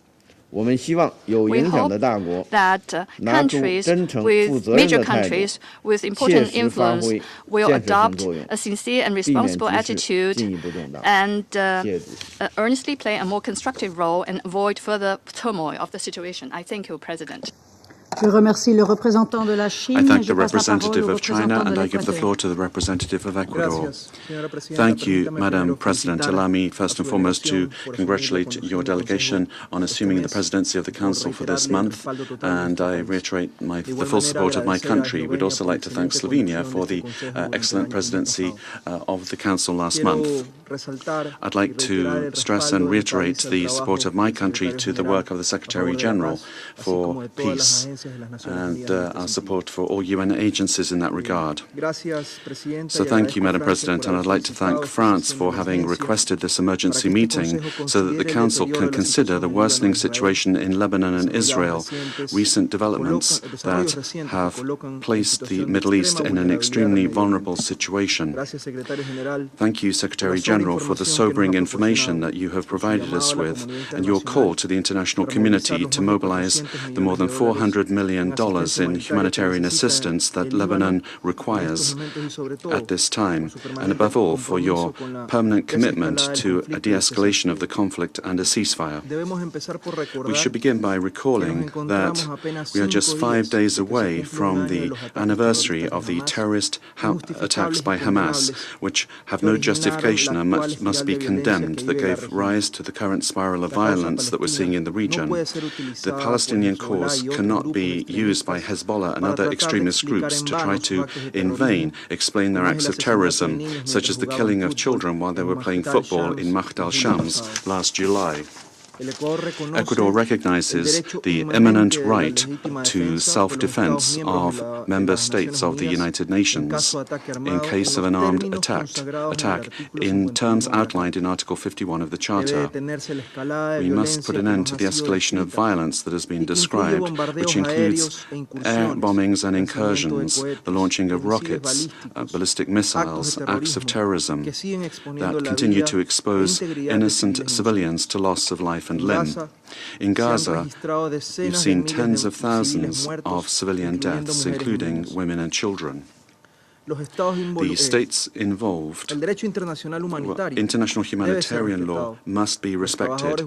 Humanitarian workers must be able to fulfill their work and their lives must be respected. The states involved and regional organizations and the international community as a whole must deploy all diplomatic and political strategies possible to bring about a cessation of hostilities. This responsibility is greater for those that have a greater degree of influence over the parties to the conflict. Now is the time to take specific decisions aimed at achieving agreements that will lead to a lasting and sustainable peace. Resolutions 1701, 1559, 2722 and 2735 of the Security Council must be complied with without delay, since non-compliance constitutes a violation of international law. We must avoid another humanitarian disaster, leaving those who desire more violence without any excuse. Madam President, colleagues, Ortega and Gasset said it is false to say that in life circumstances decide. On the contrary, circumstances are the dilemma in the face of which we must make decisions. Who takes the decision is our character. Neither our collective responsibility in the Council nor peace, which constitutes a high value of humanity, can be subordinated to geopolitical tensions and interests. In conclusion, I reiterate that Ecuador supports all initiatives which have as their goal the restoration of peace and the sustainability of that peace. Thank Merci le you. représentant de l'Équateur et je vais faire maintenant une déclaration en ma qualité de représentant de la Suisse. Nous remercions le secrétaire général de son intervention. La Suisse est préoccupée au plus haut point face au dernier développement au Moyen-Orient. Le risque d'une guerre régionale dont nous mettons en garde depuis maintenant presque un an est sur le point de devenir réalité. En vue des innombrables vies civiles en danger, il est impératif que tous les acteurs dans la région cessent immédiatement leurs hostilités pour permettre une désescalade et que ce Conseil assume pleinement son rôle. L'intensification des hostilités entre Israël et le Hezbollah, y compris les informations faisant état d'incursions terrestres israéliennes, tout comme les tirs d'environ 200 000 missiles balistiques par l'Iran sur le territoire israélien, sont inacceptables. Il en va de même pour les offensives menées par les Houthis et d'autres groupes armés dans la région. Toutes ces attaques doivent immédiatement cesser. La Suisse condamne la spirale de violence de ces dernières semaines. Elle met en danger la vie des civils dans toute la région. Les victimes civiles se comptent en dizaines de milliers, dont d'innombrables enfants. Plusieurs millions sont déplacés de force en raison des hostilités. La population civile paye ainsi le prix lourd de cette escalade militaire au Liban, dans tout le territoire palestinien occupé et en Israël. Le dialogue est le seul moyen pour éviter une guerre régionale. La Suisse soutient tous les efforts en vue de solutions diplomatiques pouvant mener à un arrêt immédiat des violences dans toute la région. Toutes les parties et ceux qui ont une influence sur elles doivent maintenant faire preuve d'un maximum de retenue. La Suisse appelle toutes les parties à agir dans les limites imposées par le droit international, y compris la Charte des Nations Unies. La souveraineté et l'intégrité territoriale de tous les pays dans la région doivent être respectées. De plus, la volonté de ce Conseil est claire. Toutes ces résolutions doivent être mises en œuvre. Cela concerne les résolutions exigeant un cessez-le-feu à Gaza et demandant la libération immédiate et inconditionnelle des otages. Cela vaut également pour celles sur la sécurité maritime en mer Rouge. De même, nous appelons encore une fois avec insistance un retour à la cessation des hostilités de part et d'autre de la ligne bleue, ainsi qu'un réengagement immédiat quant à la mise en œuvre de la résolution 1701. Cette résolution est reconnue par tous. Elle dresse un chemin pour résoudre les causes sous-jacentes du conflit et permettre aux populations au Liban et en Israël de vivre en paix et sécurité. Le droit international humanitaire doit impérativement être respecté par toutes les parties en toutes circonstances et indépendamment de la question de la licéité du recours à la force. Cela comprend le strict respect des principes relatifs à la conduite des hostilités, tels que la distinction entre civils et combattants, la proportionnalité et la précaution dans l'attaque. La Suisse condamne toutes les violations du droit international ayant eu lieu ces derniers jours, y compris les attaques balistiques d'hier de l'Iran sur Israël. La Suisse condamne également toutes les violations du droit international humanitaire humanitarian law. We also condemn all violence against civilians, such as yesterday's act of terror in Jaffa and the increasing attacks by settlers in the West Bank. Secretary General, Switzerland reiterates its support for the UN's commitment and good office in the region. This applies in particular to UNIFIL and UNSCOP. UNIFIL, to which Switzerland contributes through UNSO, is currently working in an extremely dangerous environment so as to reduce tensions and ensure liaison between the parties. Switzerland also reiterates its full support for the work of the Secretary General. In addition, the UN, in collaboration with other organizations, is currently providing humanitarian aid to all civilians in need. We reiterate our call for the protection of UN personnel, in particular humanitarian and peacekeeping personnel. There is an urgent need to put an end to the suffering of the civilian population and to re-establish dialogue in order to bring peace to the region. The responsibility of a Security Council united in its action for peace is clear. I thank you. I resume my function as President of the Council. Et je donne maintenant la parole au représentant the representative sous article 37. Under Rule 37. Et j'invite donc le Liban à prendre la parole. And I invite Lebanon to take the floor. السيدة الرئيسة أهنئكم بداية على ترأسكم لمجلس الأمن لهذا الشهر كما أشكر سلوفينيا على رئاستها للمجلس الشهر الماضي وأتقدم بالشكر من فرنسا على طلب عقد هذه الجلسة الطارئة كما أشكر الأمين العام للأمم المتحدة السيد أنطونيو غوتيريش على إحاطته وندائه وكل الدعم له ولما يقوم به. السيد الرئيس نجتمع اليوم في مجلسكم الكريم ومنطقة الشرق الأوسط مشتعلة من كل حدب وصوب فلا لبنان بخير ولا غزة بخير والحشود الإسرائيلية العسكرية وأرتال الدبابات والمصفحات على طول الحدود الجنوبية للبنان والحكومة الإسرائيلية والكابينت المنبثقة عنها أقرت الاجتياح البري للبنان الذي بدأت طلائعه ليلة أمس ويأتي ذلك بعد 11 شهرا من العدوان البربري الهمجي الذي لم يوفر لا مدنيين ولا أعيان مدنية ولا عاملي إغاثة ولا صحفيين ولا أطفال ولا نساء ولا مسنين. فمنذ الثامن من تشرين الأول 2023 قتلت إسرائيل وجرحت آلاف الأشخاص بانتهاك صارخ لميثاق الأمم المتحدة والقانون الدولي والقانون الدولي الإنساني ولكل الأعراف الدولية والمبادئ الإنسانية. لذلك كل ما تقوله إسرائيل عن عمليات عسكرية جراحية ومحدودة هو غير صحيح. فالأضرار هائلة في صفوف المدنيين وفي البنى التحتية المدنية. وما حصل في قرية عين الدلب خير دليل على ذلك.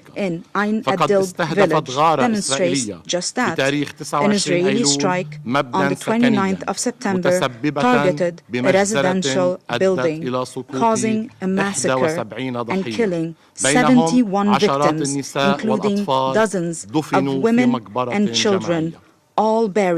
وتعيد هذه المأساة ذكرى المجازر الإسرائيلية السابقة خلال اجتياحاتها واعتداءاتها على لبنان وخاصة مجزرتي قانا في العام 96 مؤكدة مرة بعد مرة تجاهلها للمطلق للقانون الدولي بالرغم من مناشدة أعضاء المجلس عامة وسويسرا خاصة مرارا وتكرارا لها بالامتثال لموجباتها المنصوص عليها في القانون الدولي الإنساني.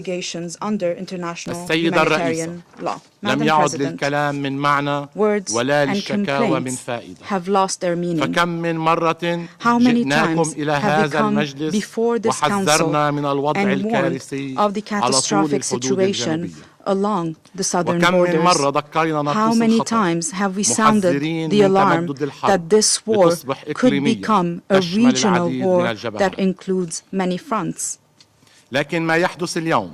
What is happening today, this unprecedented level of killing, displacement, and destruction, this can no longer be tolerated or ignored. The policy of putting our heads in the sand and facing a confrontation with Israel is no longer useful. The children of the south and the southern suburb of Beirut are sleeping on the streets. Mothers are carrying their children, fleeing the horrors of the destructive strikes and missiles used against civilians. Israel has intensified its aggression and its crimes against Lebanon and its capital, Beirut. In one day alone, on the 23rd of September, Israel, through its aerial bombardments, killed 569 people, including 50 children and 94 women. They've also assassinated the Secretary General of Hezbollah, His Eminence Mr. Hassan Nasrallah, on the 27th of September. Across history, there was never consensus for a standard description for any military, political, or revolutionary individual, and history is rich with examples of these individuals. Your council here today is divided over a correct description. However, there is consensus among everyone that confronting an occupying force is resistance. Madam President, as we have said time and again, and as His Excellency the Prime Minister has said in his statement before this Council last week, and as the Foreign Minister of Lebanon has repeated once and again, the people of Lebanon and the government of Lebanon reject the war. They want the implementation of Resolution 1701 with all its provisions. They want to deploy the Lebanese army in the south along our ground borders with the support of UNIFIL. This is the only solution for this blind war and this barbaric aggression. We have expressed our willingness to strengthen the presence of the army in the south, and the government has announced that it has opened the door for the enlistment of 1,500 new soldiers to comply with the implementation of Resolution 1701. In this regard, I recall that Lebanon has agreed to the French-American initiative that Israel has also initially agreed to, but then rejected this initiative, even annihilated it with a wave of killing and destruction that has been unprecedented in scale and violence. We also reaffirm the official position as stated by the Prime Minister yesterday. We remain committed to the call issued by the American and French presidents, supported by a number of friendly and sisterly countries. We pledge to implement all the points of the declaration, including an immediate ceasefire, to start to look into the implementation of Resolution 1701 fully. We welcome the call and we pledge to implement it immediately. And upon a ceasefire, we are prepared to deploy the Lebanese army to the area south of the Litani River so that it can carry out its function fully in coordination with UNIFIL in the south. Madam President, today we are moving further and further towards an open, unrestricted regional war. The solution is to go back to political solutions based on relevant resolutions of international legitimacy. This situation will not be resolved until the full implementation of Resolution 1701. And if we only focus on imposing military solutions instead of diplomatic solutions, furthermore, the situation in Palestine will not be resolved and will only escalate. And the waves of killing and destruction will continue unless resolutions of the United Nations are implemented, particularly resolutions 2735, 242, 338 on the two-state solutions and the establishment of the Palestinian state. The Security Council must shoulder its responsibility to prevent an implosion in the Middle East. and to help us exit this dark tunnel. Lebanon today is facing an unprecedented humanitarian crisis. Lebanon needs urgent humanitarian assistance. It is the only state that hosts 2 million Syrian IDPs, 500,000 Palestinian refugees, and we also have around 1 million Lebanese IDPs. This is an unusual precedent. We have warned before of the risk of displacement, and today we are before a humanitarian crisis with 1 million IDPs, with thousands of them on the streets, without food, without water, without medication. Therefore, we are requiring assistance to confront this catastrophe. Yesterday, in cooperation with the United Nations, we launched an urgent appeal for $426 million to respond to this humanitarian crisis. We would like to thank all those who contributed to the aid efforts, from friendly and sisterly countries, from UN agencies, and we call on all stakeholders and all countries to contribute as well. Madam President, our history with Israel has been permeated with many invasions in 1978, 1982, and 2006. And all these invasions, all these occupations that resulted in great devastation, the killing of thousands of civilians, they all ended with the defeat and withdrawal of Israel. Today's invasion will have the same result, another defeat to be added to the record of Israel with Lebanon.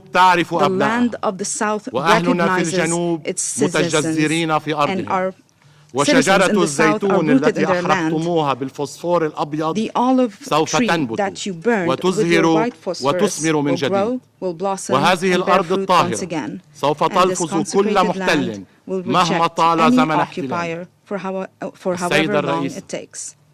Madam President, Lebanon today is stuck between the Israeli destruction machine and the ambitions of others in the region. The Lebanese people reject this fatal formula. Lebanon deserves life. Lebanon deserves life. Yes, Lebanon and the Lebanese people deserve life. I thank you. I thank the representative of Lebanon, and I now give the floor to the representative of Israel. Thank you, Madam President. Last night, the Iranian regime launched a cold-blooded attack against 10 million civilians, Jewish, Muslim, Christian, men, women, and children of every faith. In an unprecedented act of aggression, Iran fired almost 200 ballistic missiles, forcing millions of people into bomb shelters. These scenes have not been witnessed since the Blitz in London. This was a deliberate attempt to strike at the very heart of our society, targeting the most sacred places in Israel, holy sites, mosques, synagogues, and churches. To Iran, there is no holy ground, no purity of life worth protecting. But even before the missiles rained down, the bloodshed had already begun. Just minutes before this assault, Palestinian terrorists opened fire on civilians, murdering 7 innocent people, young women, mothers protecting their babies, tourists. This is the reality we face every single day. Terror at our borders, missiles overhead, bullets in our streets. The Council must understand the situation Israel is forced to live in. We are under attack. This was not just an escalation. It was a direct assault on our very existence. The world watched silently as Iran funded and directed attacks against us for the past year, arming and training their proxies for decades, and the international community sat quiet. The silence, the routine call for de-escalation, only emboldened Iran. The result, last night's onslaught. Now the world must step up. Iran must pay a heavy price for this attack. Anything less is complicity. Do not be fooled by the fact that Israeli air defenses performed near miracles last night, saving countless lives beyond imagination. We also appreciate our partners for their assistance in defending against Iran's attack. Iran's failure does not diminish the evil behind their actions, the intentions. What we witnessed was nothing short of pure, unrestrained evil. This is the largest missile assault in Israel's history. They have openly launched hundreds of missiles into civilian areas. Today, the mask is off, and their evil is now laid bare for all the world to see. The Ayatollah's regime has revealed its true nature, not just as the world's greatest sponsor of terror, but as an active, direct aggressor. For years, Iran has armed terrorists and tyrannical regimes. We all know their weapons are responsible for the deaths of countless innocent civilians all across the globe, from Europe's war zones to terror attacks in the Middle East, from embassies in Latin America to assaults on U.S. personnel. There is no corner of the world where Iran's blood-stained fingerprints cannot be found. They are not just Israel's enemy, they are an enemy of all civilized nations, an enemy to their own people who they brutally oppress, and an enemy to all nations they work to destabilize. Until now, they had largely operated in the shadows, using all their proxies, Hezbollah, Hamas, the Houthis. They carried out their dirty work. But last night, that mask was ripped away, the mask that their leaders wear in these very halls. Iran no longer hides behind others. They have proudly stepped into the open as the architects of chaos and destruction. And now the world can see their true face. Iran launched the largest ballistic missile attack in history, justifying it as a vengeance for the elimination of Hassan Nasrallah. That is the reason. In doing so, they relinquished any deniability and claimed full ownership over Hezbollah's actions. They say that. That is the reason for the attack, because of Nasrallah. So basically, they own the deeds of Hezbollah today. Let me remind you all. Allow me to remind you of some of Hezbollah's crimes against the world. In 1983, they bombed the United States barracks in Beirut, murdering 241 U.S. servicemen. That same year, they bombed the U.S. Embassy in Beirut, murdering 63. In 1992, they bombed the Israeli Embassy in Buenos Aires, killing 29 people and wounding 242. 2 years later, same place, Buenos Aires, they bombed the Jewish Community Center, murdering 85 and injuring over 300. Before 9/11, Hezbollah were responsible for more American deaths than any other terrorist organization. None of this even mentions the thousands of Lebanese people and Syrians that they brutally murdered at the altar of their tyrannical masters. In the past year alone, since October 8th, Hezbollah has launched over 9,000 missiles and rockets, over 1,000 anti-tank missiles and hundreds of attack drones. They have made over 70,000 Israeli civilians refugees in their own country. All the while, they have been attempting to infiltrate our communities to commit an October 7th-style massacre. Behind every murder, every rocket launch, every plot stands the Iranian regime. Let me be clear. Israel will defend itself. We will act. And let me assure you, the consequences Iran will face for their actions will be far greater than they could ever have imagined. Let me ask the Council and the entire world, how would any of you react if faced with such an attack? What would any nation do if hundreds of ballistic missiles were raining down on your civilians, your cities, your places of worship? The scale of this attack is unimaginable, and yet Iran is determined to escalate further. This is not just a threat to Israel, this is a threat to the entire world. We will defend our people, and our response will be swift and decisive. Those who attack us will face serious consequences.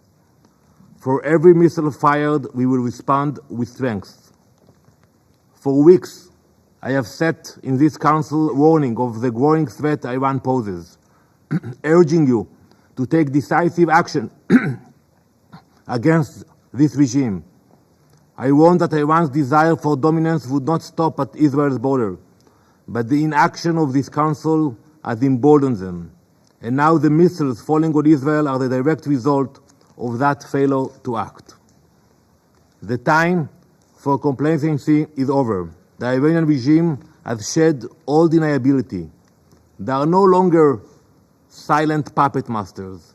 They are bloodthirsty aggressors, reveling in their violence and destruction. The world cannot afford to ignore this reality any longer. We demand immediate, crippling sanctions on Iran. The IRGC must be designated as the terrorist organization it is. Do not let yourselves be fooled by moderate Iranian president. I saw the way they were received here last week. The meetings, the clapping. Iran's policy is dictated by its supreme leader, Ayatollah Khamenei, and under his rule, the regime has grown more aggressive and murderous than ever. Iran's true face is one of terror, death, and chaos. They do not care about life, they do not respect their own religion, and they have targeted their fellow Muslims without hesitation. The time for empty calls for de-escalation is over. How can you do that? To equate Israel, a nation simply wishing to live in peace, acting in defense of its people, with an aggressor bent on our destruction, is not just wrong. It is a grotesque and immoral distortion of reality. This is not a conflict between two equal sides. This is a battle between a sovereign country defending its right to exist and a regime that seeks nothing less than our extinction. And I repeat what I said last time. We have no border with Iran. We have no dispute with them. Ask yourself why they spend so much money and energy to build those rockets and to attack us. What is the reason behind it? Calls for de-escalation is a false symmetry, an absurd equivalence between the protector and the destroyer. Tonight actually, the Jewish people will welcome the new year. The past year has been the most challenging in our country's history, but we will prevail. In this coming year, we will not stop until all 101 hostages are back at their families' tables. Let the world understand, Israel will defend itself, and will do so with justice and strength. Thank you, Madam President. Je remercie le représentant d'Israël et je passe la parole au représentant de la République islamique d'Iran. In the name of God, the compassionate, the merciful, we congratulate you, Madam President, for assuming the presidency of the Security Council this month, and thank you for the convening this emergency meeting to address the ongoing Israeli aggression against Lebanon and critical situation in the region. We acknowledge Slovenia for its successful conclusion of the presidency in September. Madam President, distinguished delegates, for a year now, the apartheid and occupying regime of Israel has continued its brutality in occupied Palestine with full impunity. And now this regime is extending its brutal aggressive war to Lebanon and targeting innocent people day and night across the border and deep inside the territory. The regime is pushing the region to the edge of an all-out, unprecedented catastrophe. Israel has no intention to pursue peace or a ceasefire. Regrettably, the UN Security Council has remained paralyzed due to the United States' obstruction of any effective decision by this body. Unwavering support provided by the United States, United Kingdom, and certain Western states to Israel has given a carte blanche to this aggressive terrorist regime for all sorts of sinister behavior. No more than ever, this regime has become a serious threat to international peace and security. The only way to prevent further escalation is clear. Israel must immediately cease its war on Gaza, and its attacks on Lebanon must stop. Madam President, distinguished delegates, as we informed the members of the Council in our letter yesterday, the armed forces of the Islamic Republic of Iran launched a series of missile strikes targeting the military and security positions of the Israeli regime. Iran's action was in full accordance with the inherent right to self-defense under Article 51 of the UN Charter, and a direct response to the regime's repeated acts of aggression against Iran, including the violation of Iran's sovereignty and territorial integrity during the past months. Our invocation of the right of self-defense, followed by an extended period of restraint, reflects Iran's responsible approach to regional and international peace and security at a time when the illegal action and genocide carried out by this occupying apartheid regime against the Palestinian people, as well as its repeated military aggression against Lebanon and Syria, continue. Iran's missile strikes were a necessary and proportionate response to Israeli continued terrorist aggressive acts over the past 2 months. This includes the violation of Iran's sovereignty, the assassination of political leader of Hamas in Tehran and Iranian citizens, the targeting and wounding Iran's ambassador to Lebanon, and the recent assassination of Sayyid Hassan Nasrallah, the leader of the resistance and Secretary General of Hezbollah, and General Abbas Nilfroushan, an Iranian military advisor in Beirut. I wish to mention the key facts that clearly demonstrate Iran's action under self-defense is fully justified, lawful, and firmly grounded in international legal principles. On 1st April 2024, Israel presently attacked Iran's diplomatic mission in Damascus, Syria, in a blatant violation of international law, specifically the principle of inviolability of diplomatic and consular premises. Iran immediately sought the Council's condemnation. What was this body's response? Nothing. Rather than condemning Israel's act of aggression, the Council merely called for Iran's restraint and even refrained from issuing a press statement proposed by Russia. After 10 days of silence from the Security Council, Iran has no choice but to use its inherent right under international law to respond to this severe violation. On 31st July 2024, Israel committed yet another act of aggression by assassination Mr. Ismail Haniyeh, Hamas political leader and the former Prime Minister of Palestine, while he was an official guest of the Iranian government in Tehran. This was a flagrant breach of Iran's national sovereignty and territorial integrity. Despite Iran's call for action, the Council again failed to act. Meanwhile, several states, including the United States, urged Iran to maintain restraint, citing ongoing ceasefire negotiations. We respected these calls for diplomacy, yet no ceasefire materialized and Israel only grew bolder.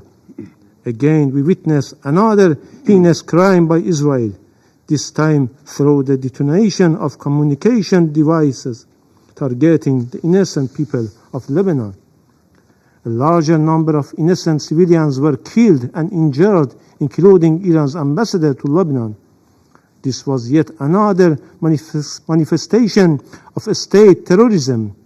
Following, Israel carried out a blatant act of terrorist aggression using US-supplied thousands-pound bunker busters to assassinate Sayyid Hassan Nasrallah, the leader of Hezbollah, and a symbol of resistance against Israeli occupation and aggression in Lebanon. This brutal attack resulted in the martyrdom of numerous innocent people, including Hezbollah leader and Iranian General Abbas Nilfurushan, while also leaving many civilians wounded. This egregious act underscored once more the regime's continued reliance on violence and terror. Madam President, the Islamic Republic of Iran has consistently pursued peace and stability for the region and called for an immediate ceasefire and the cessation of civilians' casualties, a position we have maintained for over a year. Yet, experience has proven that Israel only understands the language of force. Diplomacy has repeatedly failed, as Israel views restraint not as a gesture of goodwill, but as a weakness to exploit.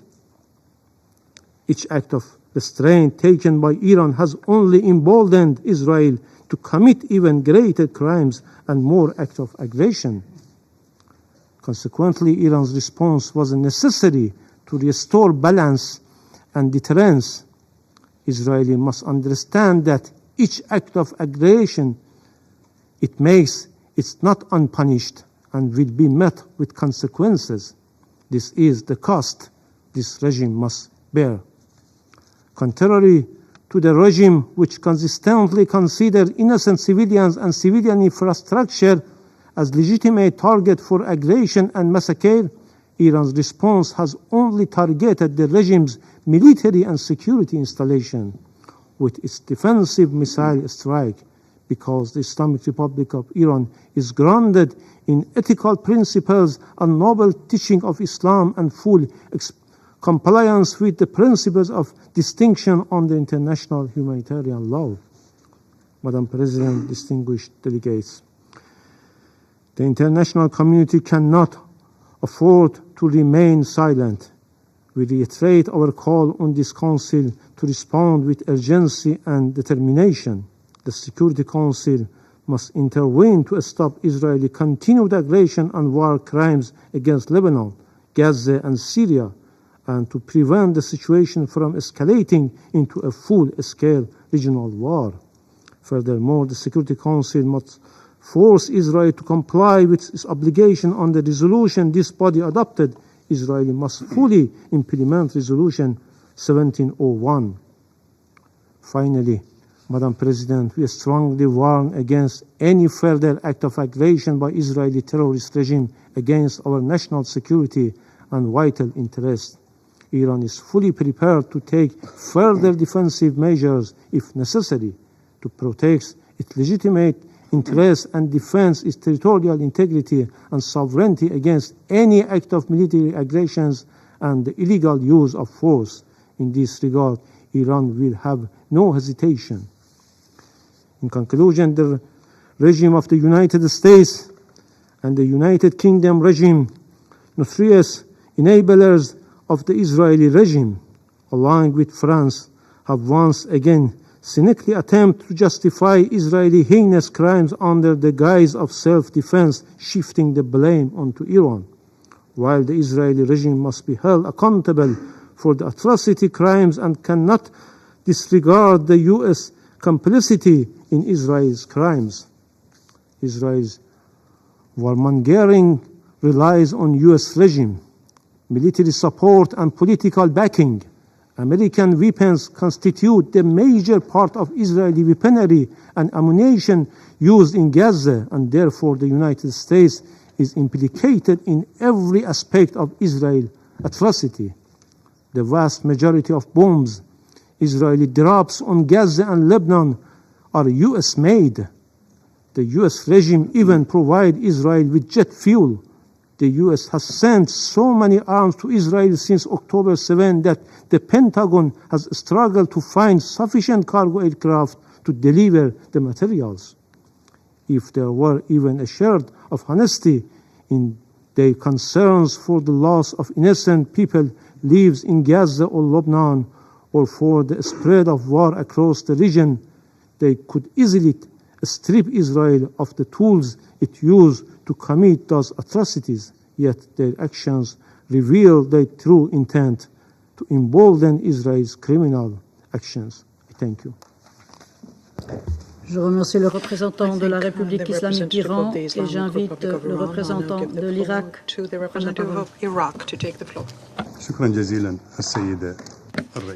Thank you, Madam President. Allow me to congratulate Switzerland on assuming the presidency of the Council this month. I wish you all success. I also thank Slovenia for its efforts as President of the Council in September. I thank France for calling for this meeting.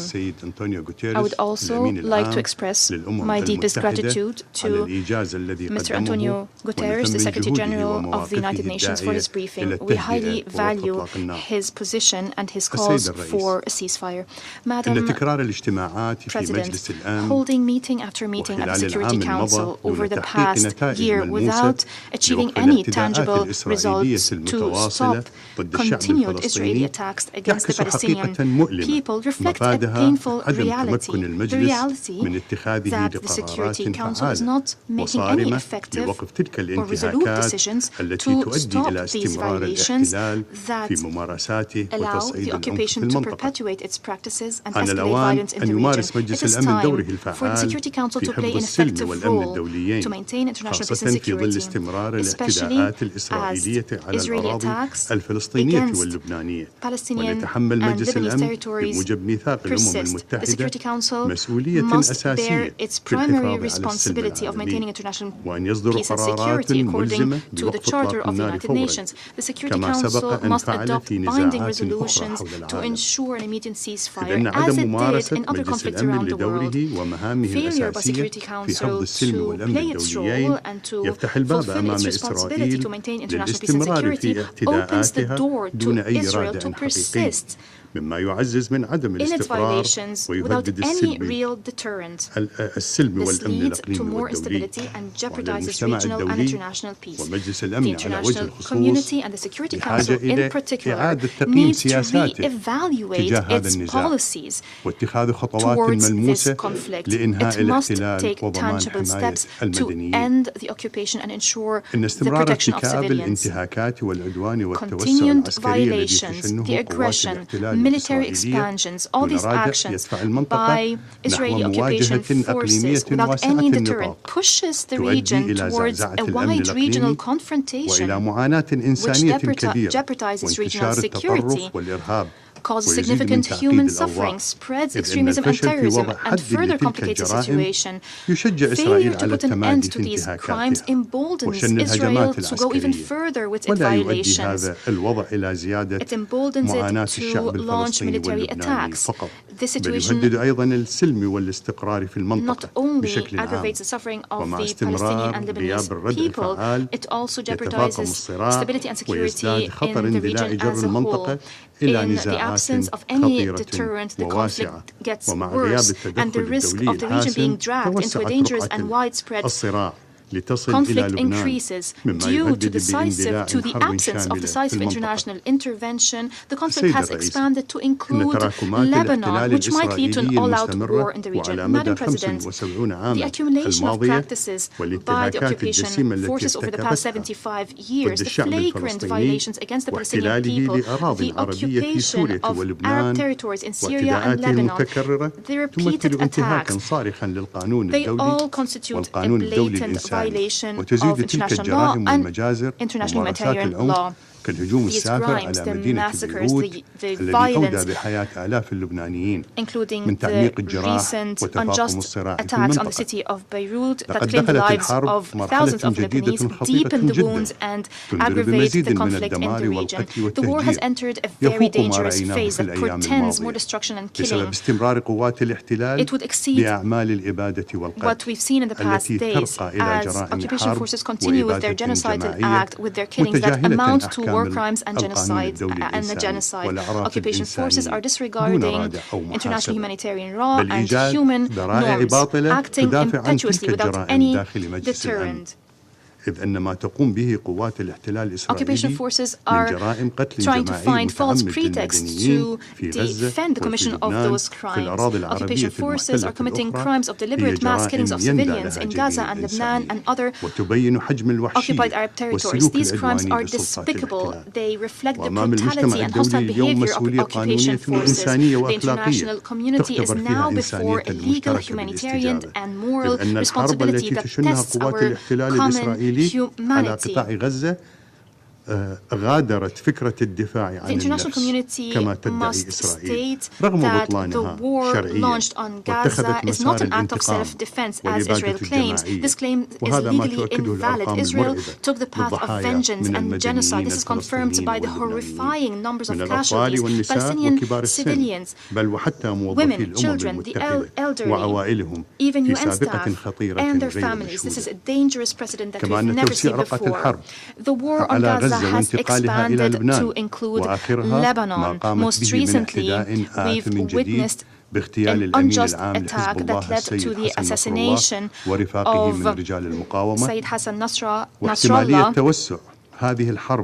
and other resistance figures. The war can further expand to include other countries in the region. This is a threat to the stability of the Middle East as a whole.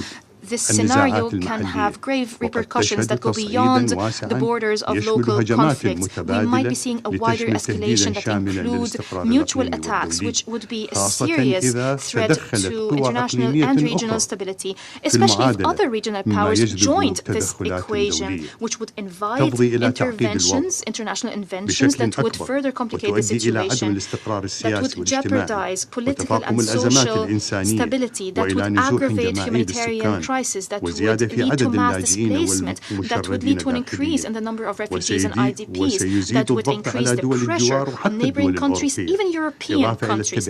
Such developments would also have negative economic consequences, as economic activities would be disrupted. Poverty and unemployment rates would surge. Such tensions would lead to an increase in oil prices if maritime navigation routes and energy sources were affected. Madam President, Iraq condemned statements and threats by the Prime Minister of the Israeli Occupation Authority against countries of the region. Such escalatory statements fuel conflict and push the region towards more tension and war. Such public threats are not only provocative, they also constitute a clear violation to the principles of international law and the United Nations Charter, which prescribe the threat of use of force against sovereign states. In conclusion, Madam President, Iraq expresses its full solidarity with the just cause of the Palestinian people. We strongly support its aspirations to be granted its rights to establish an independent state, with Al-Quds Sharif as its capital.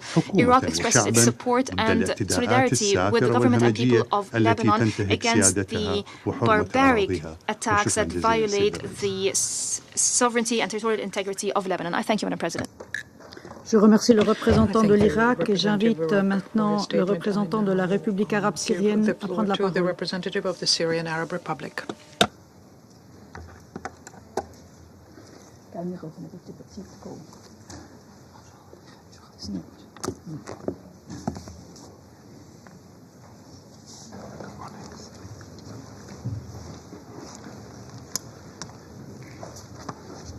شكرا سيد الرئيس. سيد الرئيس، اسمح لي بداية أن أستهل بياني بتهنئتكم على تولي بلادكم رئاسة مجلس الأمن للشهر الجاري، وأن أشكر سلفكم على رئاسته وإدارة أعمال المجلس الشهر الماضي. كما أشكر السيد الأمين العام للأمم المتحدة على مشاركته وحرصه على الحضور معنا في هذه الجلسة، وأعرب له عن تضامننا معه في وجه الحملات العدائية الإسرائيلية الموجهة ضده. سيد الرئيس،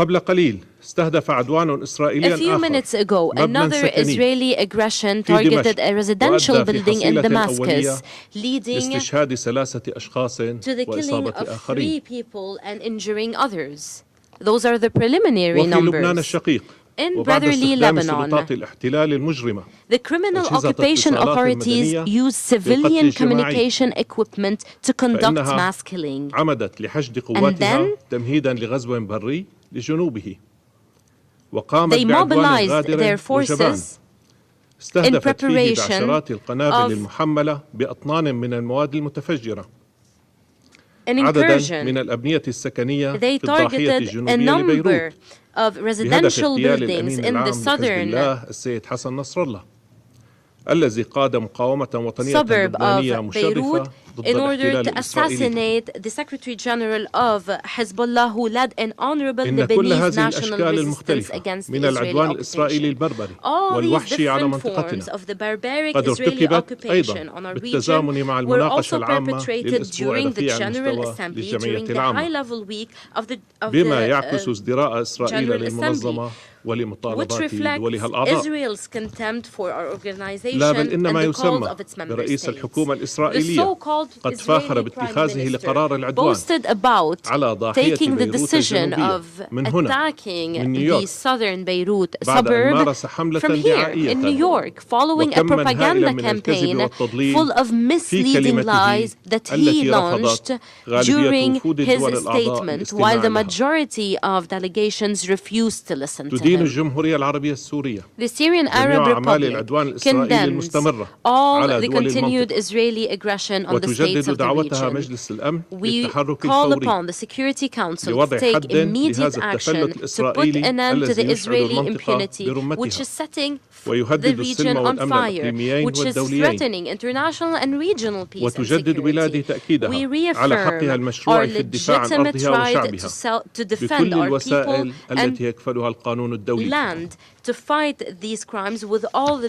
كما تجدد بلاد سوريا تأكيد على وقوفها إلى جانب الشعبين الفلسطيني واللبناني وتضامنها الكامل معهما وعلى الرغم من التحديات الجسيمة والأعباء التي تواجهها سوريا جراء السياسات العدائية التي تتبعها دولا غربية خدمة لإسرائيل وعلى الرغم من التدابير القسرية اللا شرعية والحصار اللا إنساني فإن سوريا لن تدخر جهدا لتقديم المساعدة الإنسانية للأشقاء اللبنانيين وقد حشدت الحكومة السورية ومؤسسات المجتمع المدني كل طاقاتها لمساعدة جميع القادمين من لبنان من سوريين ولبنانيين ورعايا دول الإنسان.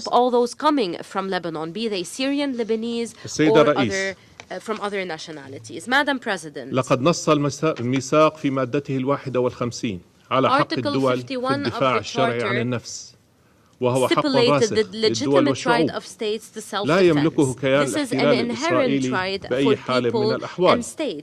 هذا ما أكدته محكمة العدل الدولية لأن الاحتلال وما يمثله من أعمال عدوان هو الجريمة الأساس التي تحرم مرتكبيها من أي حقوق.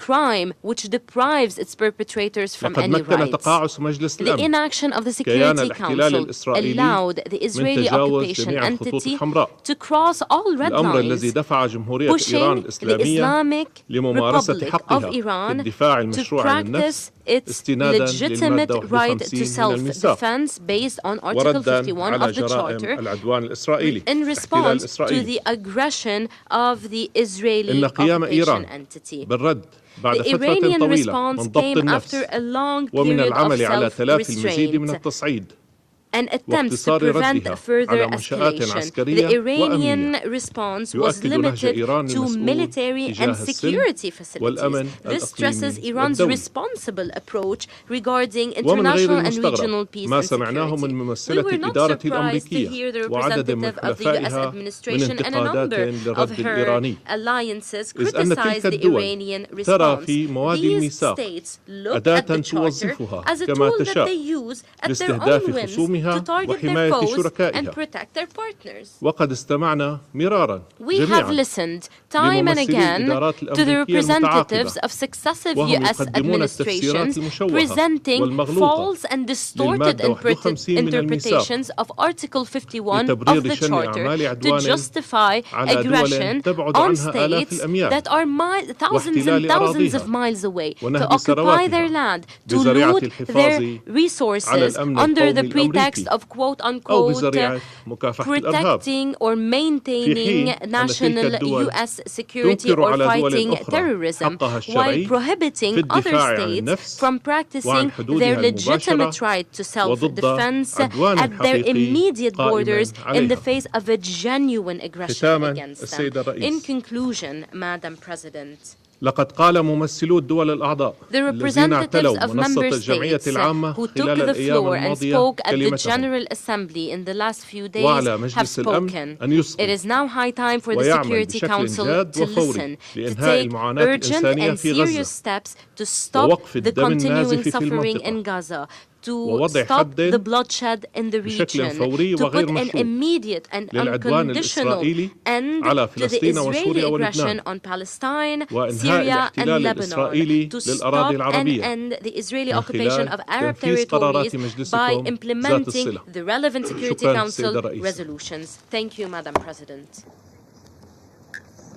Je remercie le représentant de la République arabe syrienne et je passe la parole au représentant de l'Italie. Madam President, let me first congratulate you for assuming the presidency in this month of October, and also to thank the Secretary General for his briefing and his work. Italy firmly condemns yesterday's Iranian missile attack on Israel. We express deep concern for the ongoing developments and call for restraint and responsibility on all regional actors. Avoiding any further spiral of escalations has to be our common priority, our top priority, as well as preventing another dramatic humanitarian outburst. Italy will continue to work for a diplomatic solution, also in its capacity as the G7 rotating president, for the stabilization of the Israeli-Lebanese border, and in this regard strongly recalls the leaders' declaration of September 25 for a 21-day ceasefire in Lebanon. And while we are gathering now, our Prime Minister is about to host a call of the leaders of the G7 to discuss the situation in the region. Italy calls on all parties involved for the full implementation of Resolution 1701 and invites the Security Council to consider to make the implementation of UNIFIL's mandate more effective, with a view to ensure the security along the Blue Line and to grant the displaced population of northern Israel and Lebanon to safely return home. The security of all UNIFIL's personnel has to be respected and fully guaranteed. Sovereignty and territorial integrity of Lebanon needs also to be respected. Madam President, Italy calls for an immediate ceasefire in Lebanon. We will continue to work for a diplomatic solution, and we are ready to assist the Lebanese armed forces in assuming their responsibilities along the border with Israel.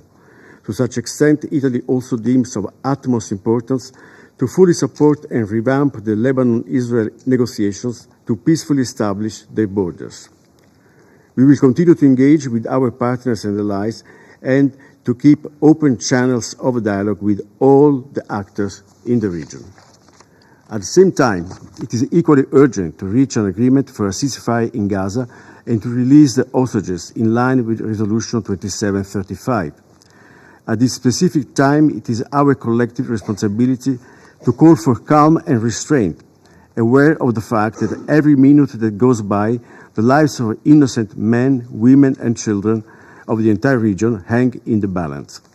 Italy is a firm supporter of the principle two people, two states, and shares the goal of a comprehensive, lasting regional peace that can ultimately be achieved on the basis of a two-state solution, with Israel and Palestine living side by side in peace and security within agreed, recognized borders, and full recognition of Israel's existence and respect of its security by all regional actors. I thank you. Merci le représentant d'Italie. Il n'y a plus d'orateurs ou d'oratrices inscrits sur la liste. Je remercie chaleureusement le secrétaire général et j'invite à présent les membres du Conseil à poursuivre l'examen de la question dans le cadre de consultation. La séance est levée.